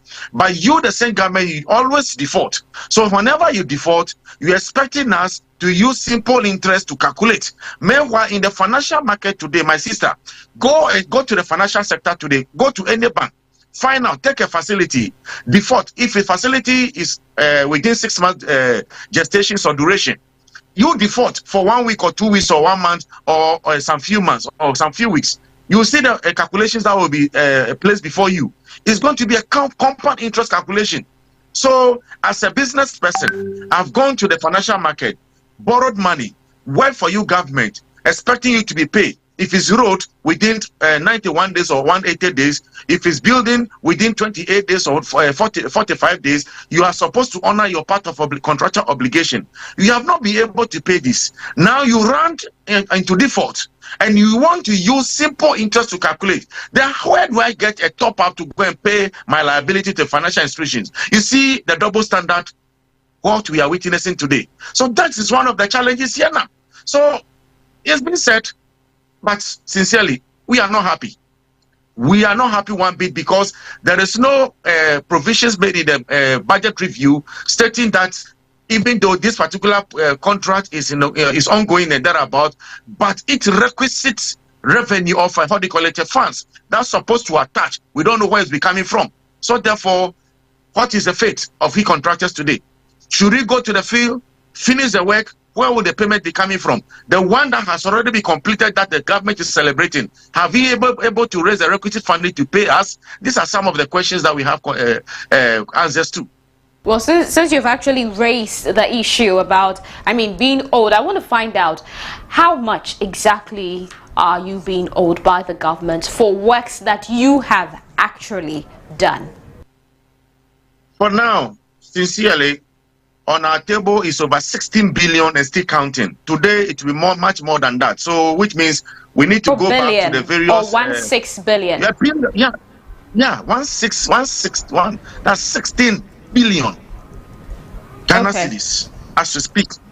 So you see, the pay. Government is not celebrating his achievement, that he has done this, he has completed this, he has rehabilitated over 11,000, he has constructed to 2,000 new roads and what have you. It's good. It's adding to the infrastructure advancement of the country. Very beautiful. But do not forget that we, those who partnered you in doing that, how happy are we? Have they renewed agreements with the same local contractors to actually complete the ongoing road projects? Yeah, per the last budget, government promised that it's going to engage the contractors to go back to the various construction sites to complete their jobs. Some of them, the Minister for Roads and Highways, get funds and what have you, they have tried as much as possible to renegotiate with some of the contractors. Others are still on the table of discussion. So it's in the piecemeal, it's ongoing. But the issue here is, you and I know on daily basis, whenever you go to bed and wake up, the exchange rate keep fluctuating. The cedi keep losing its value to the international currencies. If you go to the financial sector, the lending rate is nothing to do. Has the chamber actually taken it up to actually pursue or push? Because 16 billion Ghana cedi is a lot of money, and if there's more roads to be constructed and they're currently ongoing projects, then they've actually, like you said, they are in talks with them to renew the agreement. When is the payment going to be? But has the chamber made any effort to actually ensure that they can actually get the government to make these payments? We engaged the Ministry of Finance just last week, Monday, over this same issue, and they even promised that they're going to make budget line for this. Surprisingly, the budget has been read. I've never heard anything. Rather, they are celebrating our achievement, which is a plus. We are happy. Government is happy that we have been able to at least partner them to achieve this feat. However, the pain still lingering on. Our creditors are all over us. We can't sleep in our various homes. Now, those who have gone into the international financial market to take money to partner government in this construction works, because of the devaluation of the cedi, they are losing a lot of amount of money as a result of government heavily indebtedness, as well as poor financial policy that has not been able to at least arrest the cedi to the dollar as we speak today. This is the challenge we have at hand as we speak as an industry players. Well, as you met with the finance ministry last week, as you just mentioned, and they've actually made mention of the fact that there's going to be a budgetary allocation for that. And today the budget, the mid-year budget review was read. You've not seen anything in that yet. And as much as you said you're happy that the government is celebrating its achievement, and it's unfortunate that most of your contractors, agro contractors, are actually being owed this huge amount of money. Going forward, what do you plan to do? Yeah, as we speak today, the various communities are the best judge as we dialogue, because most of those projects are situated at the various communities, and the communities are also agitating as a result of what? The incompletion of those set projects. So, if it happen this way, we are in a political season. Contractors, as a sign of demonstration, they have moved from site. Until government pays them, it will be difficult for them to go back to site. So if it happens this way, communities will definitely agitate, and it's going to make government unpopular. So the best thing for government to do is for him to quickly rally us together and find a way for us to dialogue, find a better way of resolving these issues amicably with a speed that it deserves. If you go to the various cocoa communities now, almost all cocoa road contractors have moved from site. Almost all of them. We are in the rainy season. The later that work that they have done, by the time government will settle with the contractors to go back to site, the later that they've worked on will have been deteriorated. Are we going or coming as a country? So is it a collective decision for all the contractors that are actually fall below or beneath the chamber to decide that they've actually left the work uncompleted because they are being owed? Because you're saying that the communities will agitate. Should it happen that the communities do not agitate, what are the contractors themselves, the contractors, going to do? Is the best thing the contractor has done is, first of all, to show bad faith in the contractual obligations part of the government by moving from sites. So immediately contractor move out from site is a sign that indeed there's no confidence in that particular contract that he has signed. So therefore, if you want me back to site, then do the needful. It's a big demonstration. So as it happened this week, the various community that you have gone out there to cast salt, and then this club for you celebrating, thinking that you are coming to do something good for them. At the end of the day, they don't see it. How do they see you? They'll see you as a liar, that you came to deceive them. Okay? So it doesn't speak well of government himself. This is the time for government to redeem his own integrity. His integrity is on the line. He should try as much as possible to redeem himself from this bad name that has hung upon his neck for this while. Well, thank you so much, Mr. Emmanuel Cherry. He happens to be the CEO of the chamber. And then, before you go, hello, my dear sister. Yes, sir. Hello? Yes, sir. We're listening to you. Before you go, there is one concern also that we placed before the Minister of Finance last week concerning the property tax, thinking that at least it would have adhered to, but nothing has been mentioned on that in today's budget review as well, which is a worry. You as a worker, my dear sister at the studio, interview me. You are a worker. You need a place of abode to lay your head. Very nice one, of course. But your salary cannot afford you that much or to go in the bullet payment. So therefore, there is a way, there must be a provision, other mortgage system or what have you. Today, they are telling us that any property that we sell to you, we must collect 3 to 5% VAT on the total amount. So which means if the property is $100,000 or 100,000 cedis, we are to calculate 5% of that amount and give to government.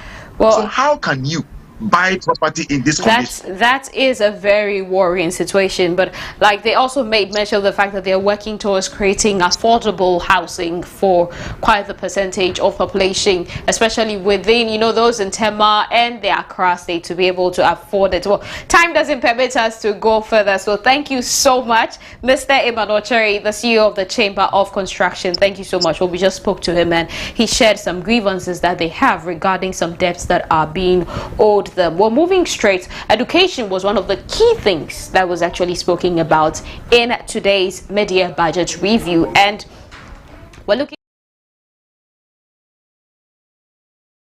but we do have joining us on the line, we have Honorable Peter Nochu, and he's joined us on the line. Hello, sir. Good evening. Welcome to ABC News GH. Yeah, good evening, and how are you doing? I'm fine, thank you so much. First and foremost, sir, I believe you actually did listen to the mid-year budget review that was actually read by the Finance Minister today in Parliament. Yes, I did. I was in the House. Okay, one of the key things that under education for free SHS and the TVET program, some of the key things he did make mention of, before I come straight, he actually made mention of the fact that 9.9 billion Ghana cedi has been spent on the program, and a total of 5.7 million young people have actually benefited this for the free SHS. He also made mention of the fact that we have 168,000 students that were enrolled under the TVET in the year 2023 to 2024, the academic year, and they're actually still constructing 10 STEM schools and 10 STEM centers across the country. They've also distributed 900,000 tablets for secondary school students. What are your initial reactions to this, sir? Yeah, thank you very much. In the first place, the minister has forgotten that population is not static. And year in, year out, numbers in schools, either at the basic level, secondary or tertiary, all increase. And that one we must take note of it. And no one is also disputing the fact that with the introduction of the free senior high school, far back in 2015 and then later in 2017, numbers have increased because many people who otherwise couldn't have attained or got into senior high school had the opportunity. So we have no qualms about that. But the challenge is that the issues that are being raised day in, day out about the effective implementation of the free senior high school, which can lead to its sustainability, are not being addressed. They only talk about the numbers, but we don't talk about the outcome. Since the beginning of the program, what has been the outcome? Have we benefited very much from the outcome? That one, the Ministry of Education or the government has been silent over it. Then number two, the indebtedness that we are talking about. He spoke about 900,000 tablets. What I know has been supplied is 1,350,000, for which payment has not been done to the supplier at a cost of $337 million. How is that supplier or businessman going to survive when you are taking glory in distributing 900,000, meanwhile you have not paid for them? You see, so the killing or the destruction of the businesses of Ghanaians is what is happening because of the free senior high school. I know somebody who supplied maize to the tune of 9 million Ghana cedis since January and have not been paid. So the indebtedness with the free senior high school, which the minority spoke about last week, is well over 6 billion Ghana cedis. And so if they have spent 9 billion and you are now owing 6 billion, make sure that you pay them. So for me, yes, the free senior high school, they are doing well, but the challenges are becoming more than the benefits that we are getting. Then with he spoke about capitation grant. We know that capitation grant has been in arrears for over 2 years now. What steps are being taken to pay the capitation grant to the schools so that they can manage their schools very well? Because head teachers have to look for money to manage the schools on behalf of government with their meager salary. So what was the minister trying to tell us? We feel that basic education has been neglected because of the free senior high school. And this must be corrected, because if you have a very weak foundation, how do you build on it? So for us, yes, fine, free senior high school is good, but we should not do that to the neglect of the basic education in the country. Yes, sir. Now, one thing they did make mention of the fact is that, over the past 8 years, the government has prioritized education. And, if we're looking at all the issues that have arisen within this period of time, there was a time when we had an overpayment of caterers regarding the school feeding program. This is not just the first time. There were times when a couple of headmasters were actually sanctioned because they were actually taking fees from certain students. And we know this was because they actually had to supplement what was coming in from government. If you look at the whole educational system, and with government telling us that they've actually prioritized education in this past 8 years, do you think that is exactly the case? And do you think that they're working or addressing the key issues in relation to the school feeding program properly? For me, I don't want to agree with that assertion, because if we still make budgetary allocation of less than 15% for basic education, and you claim that you are making so much more commitment to basic education, I don't see it. Because if you go to our basic schools now, the challenge there, number one, has to do with infrastructure. Many of our pupils in the basic schools don't have good classroom accommodation. Furniture is a big challenge. How can children in this modern age of 21st century be lying on the ground and writing? How can students or people carry plastic chairs from home to school before they can sit and write?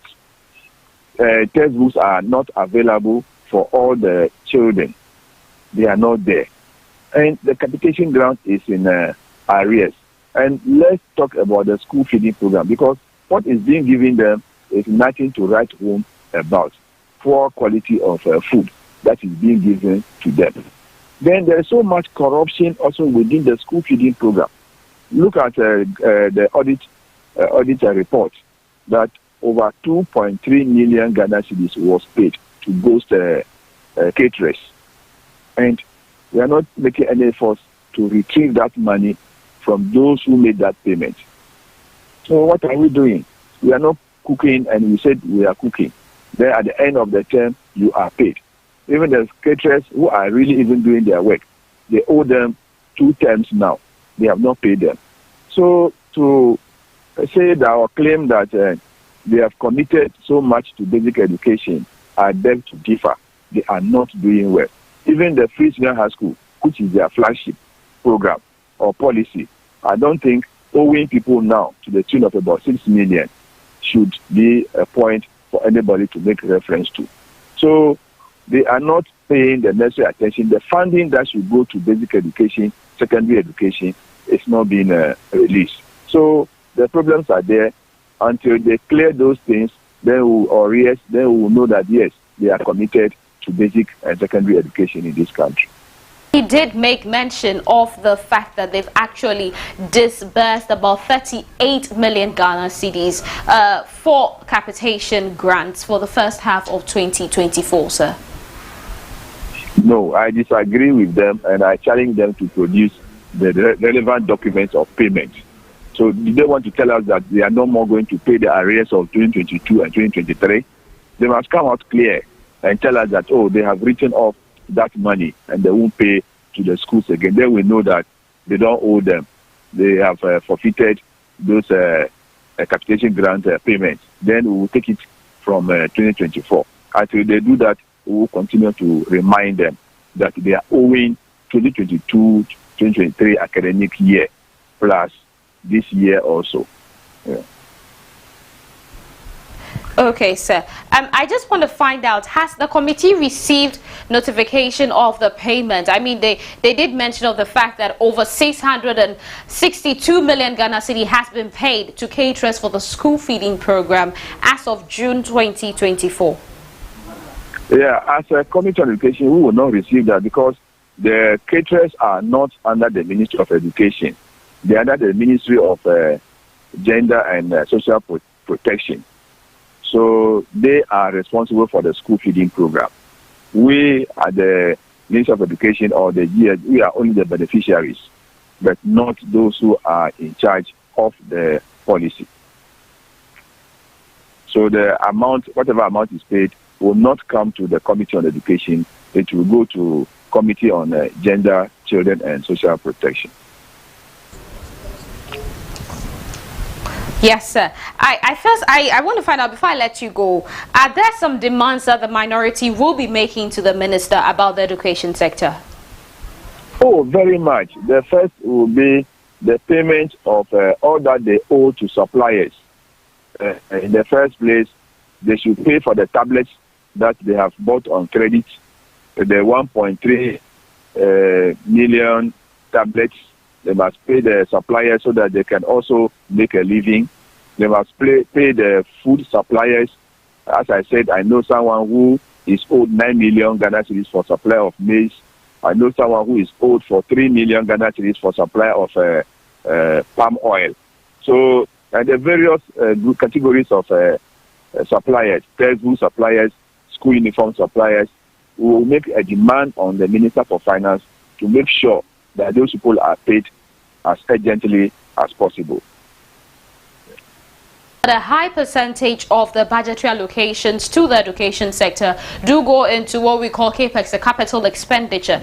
Now, in the 2024 budget, how well was the government, how well has the government actually spent on physical infrastructure? Oh, well, in fact, if you want to talk about infrastructure now in the Ministry of Education or the education sector, it's largely done by GET Fund. All that the ministry gets is for remuneration and then CAPEX. And that CAPEX, capital expenditure, is less than 3% of their budget. So goods and services and then remuneration or emolument take 97% of allocation to the Ministry of Education. So it is GET Fund which is largely in charge of infrastructure as far as education is concerned in this country now. Thank you so much for your time, Honorable Peter Nochu Kotwe.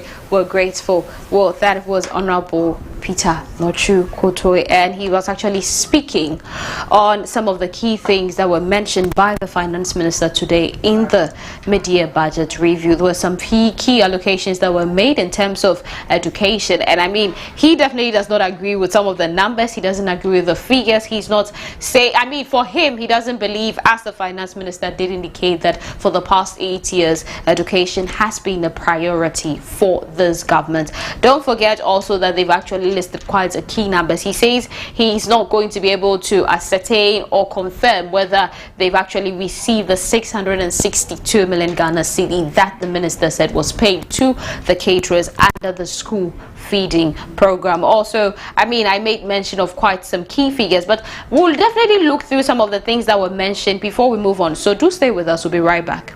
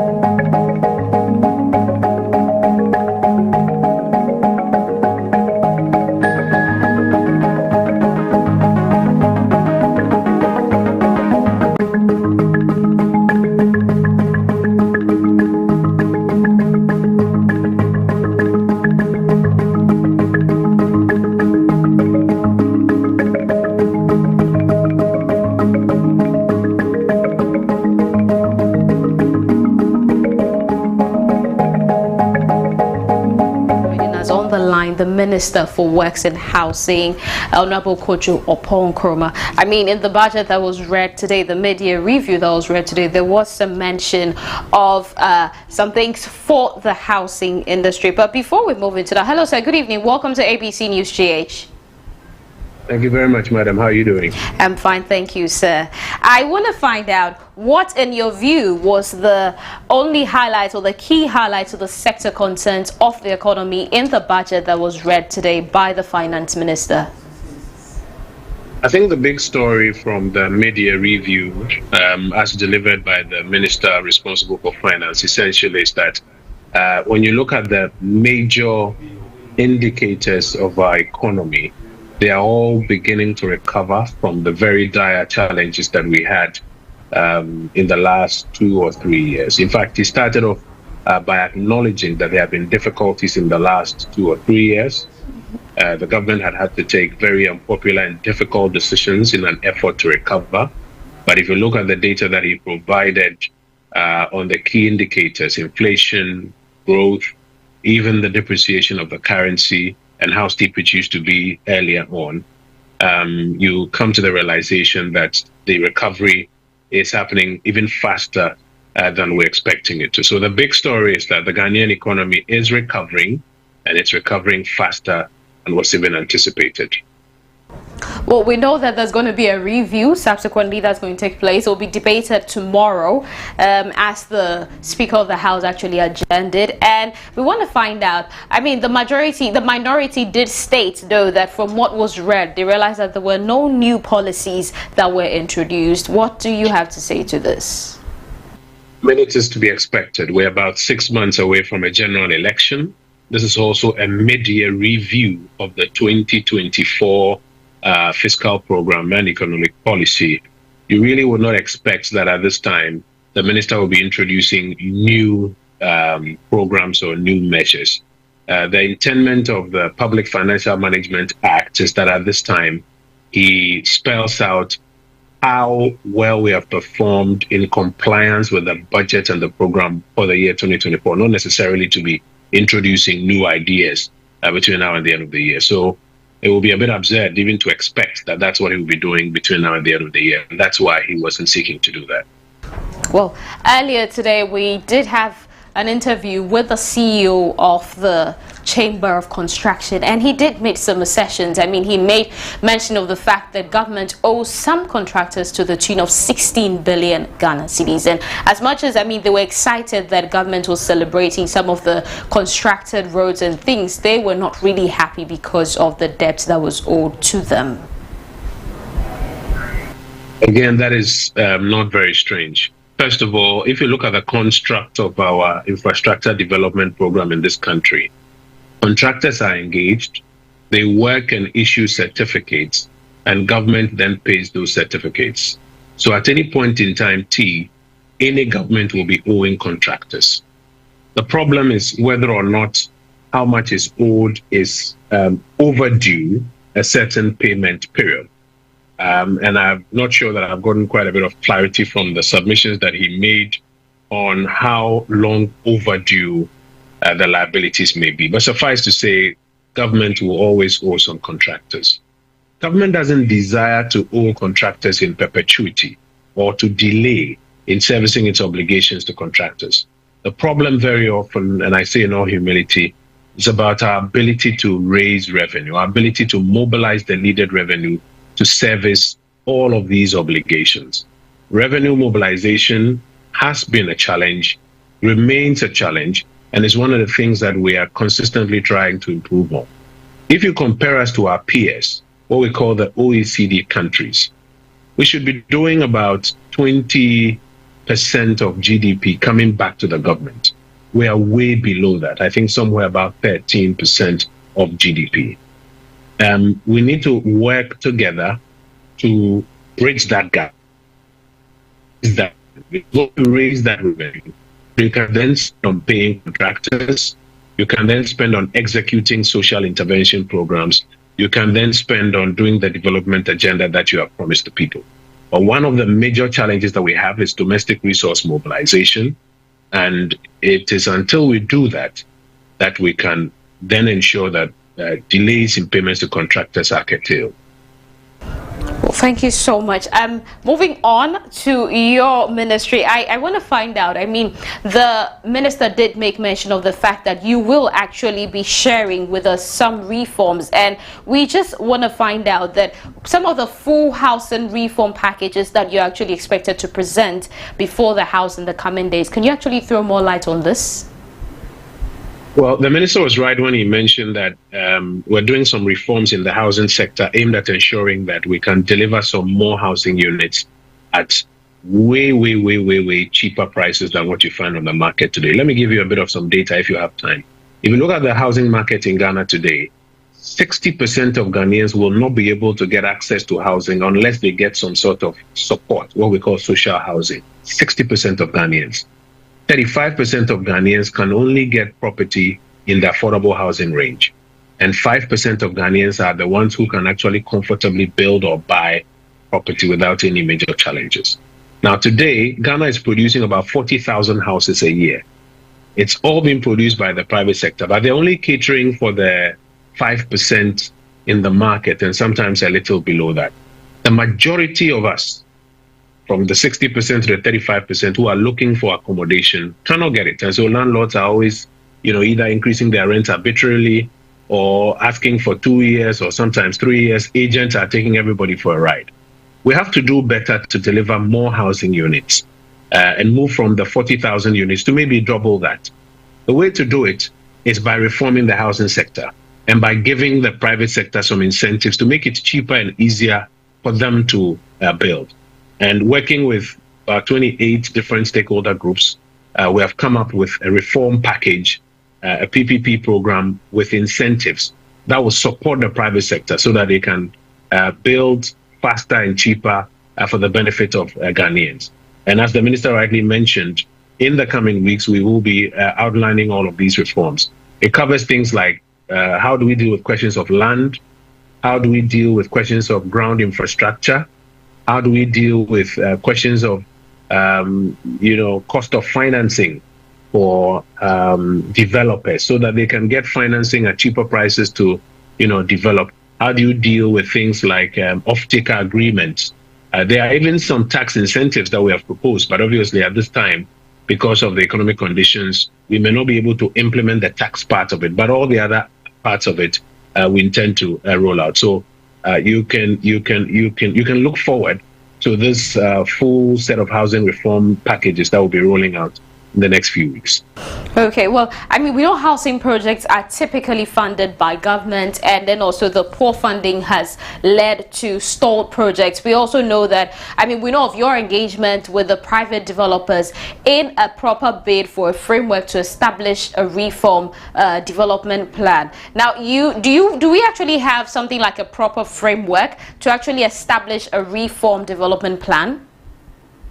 We do. That's what I'm saying that we have developed, and we are hoping that in the next few weeks we will be laying it first before Cabinet for approval and then before Parliament for approval and fully implementing it. All right. And currently your ministry is guided by some 7 policy areas. And I mean, these are to address the issues of housing crisis. I want you to help us appreciate the adopted development models in tackling these issues. First of all, we want to complete the stalled projects like Saglemi, projects like President Kufuor's affordable housing project in Procedural, projects like the Adenta State Housing Estate project that have stalled. We want to complete them. That's number one. Number two, we want to fast track some of the ongoing projects like Pokwase, like the 320 homes that we finished and handed over to the police today, like the 600 homes that we are doing for public servants, like the 150 homes that we are doing under the National Home Ownership Fund. These ongoing projects, we want to fast track them. Number three, we are rolling into place this PPP framework with incentives that will make it easier for building in the future, like what I've been telling you about. Number four, we've also been doing some reforms here at the ministry where I'm speaking to you from, aimed at strengthening the ministry so that the ministry can deliver better and faster on housing interventions. Number five, there's something we call the Home Ownership Fund, which has been at the Finance Ministry for a while. We've now succeeded in getting it moved to Works and Housing. and we want to, may I say, unlock more funding to come into the National Home Ownership Fund so that it can serve more communities in the district across the country. We're also finally looking at some laws, like the new rent bill that we want to take to Parliament and the Housing Authority bill that we want to take to Parliament. And the rent bill, for example, will help us regulate people who are running hostels and some of the very appalling conditions and some of the very high amounts that they are still charging, even for these hostels for students on campus, among other things. So these are the 7 priority areas that we are focused on as a ministry, and we're looking to succeed in these areas between now and the end of the year. Okay, that's actually quite a lot of projects that are actually being worked upon, and definitely we're looking forward to that. Now, I want to find out how many redevelopmental projects are currently ongoing that are yet to be completed. Currently, we're doing 13 redevelopment projects. The redevelopment projects are the old bungalows, sometimes a single bungalow sitting on 1 acre of land. And then you can make it available to private developers. You pull it down, and out of that 1 bungalow on 1 acre of land, you can build 10, floors or something that can accommodate more people. There are 13 projects that are currently ongoing. Out of those 13 projects, we expect that we'll end up with about 600 new homes. And pretty shortly, we'll be handing over some of them as well to the public servants as we complete the snag listing of these projects. Wonderful. You made mention earlier of the fact that the 320 homes that were handed over to the Ghana Police Service today, I mean, you actually led that earlier today at Tesano. I want to find out, this has been done for the police service. We definitely have other security services that are looking on and definitely asking themselves, okay, is this going to happen to us? Does the ministry have plans of doing the same for other security services? Yes, we do. Before we got to Tesano today, we had done Kwabenya, which was a little over 300 units, and we had done Tema for the Ghana Navy, which was another about 300 plus units. Between Kwabenya and Tema and what we did today, President Akufo-Addo has delivered 1,000 homes to the security services since 2017. 1,000 homes. It's unprecedented in the history of Ghana. And these are 1,000 families of the security services who are benefiting from this. Already, as I'm speaking to you, phase 2 of Kwabenya is ongoing. That's about another 200 homes. We've already got a pipeline of about another 1,000 homes for the other security services that, as I'm speaking to you from my office, we're actually literally working on to be able to get the financial clearance and the commencement certificates to get on. So our other colleagues in the other security agencies can look forward to the excellent work that we have done, reaching them in due course as we mobilize the resources for it and as we get the financial clearance to get on ground and start with them. Definitely. So aside the security services, what happens to the other associations? I'm sure once you do for the security services, we'll have some associations raising their hands to ask. I mean, the teachers, the nurses, the doctors, definitely they will have questions for you. What do you have to say to them? Currently in Tema, we have finished 1,700 homes for nurses, teachers, and other public sector workers. We'll be going with the Vice President, Dr. Baumia, to commission those 1,700, and at the same time, to break ground for 800 more homes in the Kong area, which will serve a lot of our public servants. As I'm speaking to you now as well, we are doing, as I mentioned, 150 new homes in the Community 22 area under the National Home Ownership Fund, which will also go to serve other worker groups, ClockSAG and, other worker groups will have an opportunity to benefit from those 150 new homes there. We've already done about 400. We are now doing about 150 there. Just last week, we went to Amra here in the Greater Accra region, where we are doing 200 homes. Those are not necessarily affordable homes. They are for middle and upper management. But that is also available for middle and upper management in the public and the private sector to, purchase. In Pokwasi right now, we are doing 8,000 homes. 8,000 homes in Pokwasi, affordable housing projects, which will benefit, teachers, nurses, doctors, pharmacists, everyday Ghanaians who want to participate, in those projects. So currently, this is what we are doing, and we hope it would help other persons. But let me be very blunt with you. We're coming to an election very shortly. All of these civil servants and public servants and the people of Ghana have an opportunity to give this administration a mandate to continue so that we can deliver a lot more for people. Currently, the Santini is giving us 200 acres in Kumasi to do another building project, which I believe can do about 8,000 to 10,000. We've got land in Gomua, land around Dodowa. We've got a lot of investors who are excited about our new housing reform package and the PPP framework, and they would like to do business with us to build more for the Ghanaian people. But the power is in the hands of the Ghanaian people, and I'm being very blunt and political. The power is in the hands of the Ghanaian people to give us an opportunity to continue and to do more so that more people can benefit, not just those who got the 320 new homes. One of the major promises of this administration going into the next election is access to housing for all. Access to housing for all. And we are hopeful that if the people of Ghana give us an opportunity, they will also get access to housing.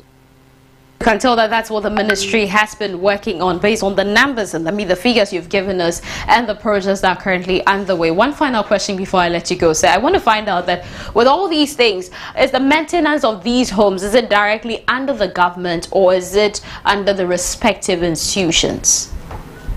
It's a very brilliant question that you've asked, because our maintenance culture in this country has not been very good in the years gone by. We acknowledge that, and we are learning from the private sector. In many of the private communities, they will have an estate management company that will take a fee from everybody who lives there and ensure that the lawn is mowed, the street lights are on, and the place is kept clean. When it comes to government property, everybody expects that government will come and do it, and nobody wants to pay for it. We have learned from that. And so even for the new units that we have handed over today, in my transmittal letter to the Interior Minister, we have encouraged that the PWD is on standby to provide estate management services for them, so that the property doesn't deteriorate 1 year down the line. And it is a new culture we have to learn, that just as happens in private estates, that people pay and the estate is maintained, our colleagues who have the benefit of living in government units should also pay estate management fees so that the Public Works Department and the AESL working together can maintain these properties for them. Thank you so much for your time. We believe that education on maintenance culture will definitely be something that the ministry will work on to ensure that all the work that is being done is not going to go down the drain. Thank you so much for your time. Thank you for so much for the us. opportunity as well. Do have a good evening, sir. You're still watching ABC News Ghana. It's been a very long day and we've actually had the mid-year budget review. We've looked at some of the key sectors from education, where we actually got to speak to some key people. I mean, they made mention of quite some key figures and also some amount of money that have been paid. 662 million that has been paid for the caterers under the school feeding program. Also, they made mention of quite a number of roads. More than 7 roads have been constructed, and then, I mean, they've been completed. The government is happy to celebrate that. They've also made mention of the fact that more than 7 are also under construction. We also did look at the tax, how to widen our tax net, and some of the key things we can do. We also looked at the fact that GRA actually exceeded their mid-year budget target and by 0.2%, which happens all the time. Also, we spoke to a tax analyst expert who was able to let us understand that this is the only way we can actually improve on our financial. That was Gideon Ayen. He was from Deloitte. He's a tax expert. We also spoke to the CEO of the Chamber of Construction,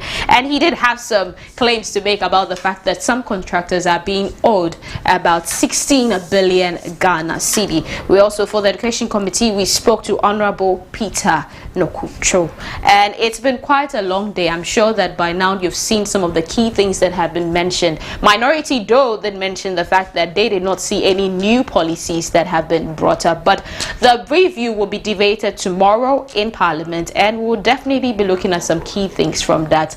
Thank you. We have more stories for you. You can go to ABC News Online and you definitely get more of these stories. You get some of the key topics if you were not able to actually catch the budget reading. And don't forget to actually follow us on social media.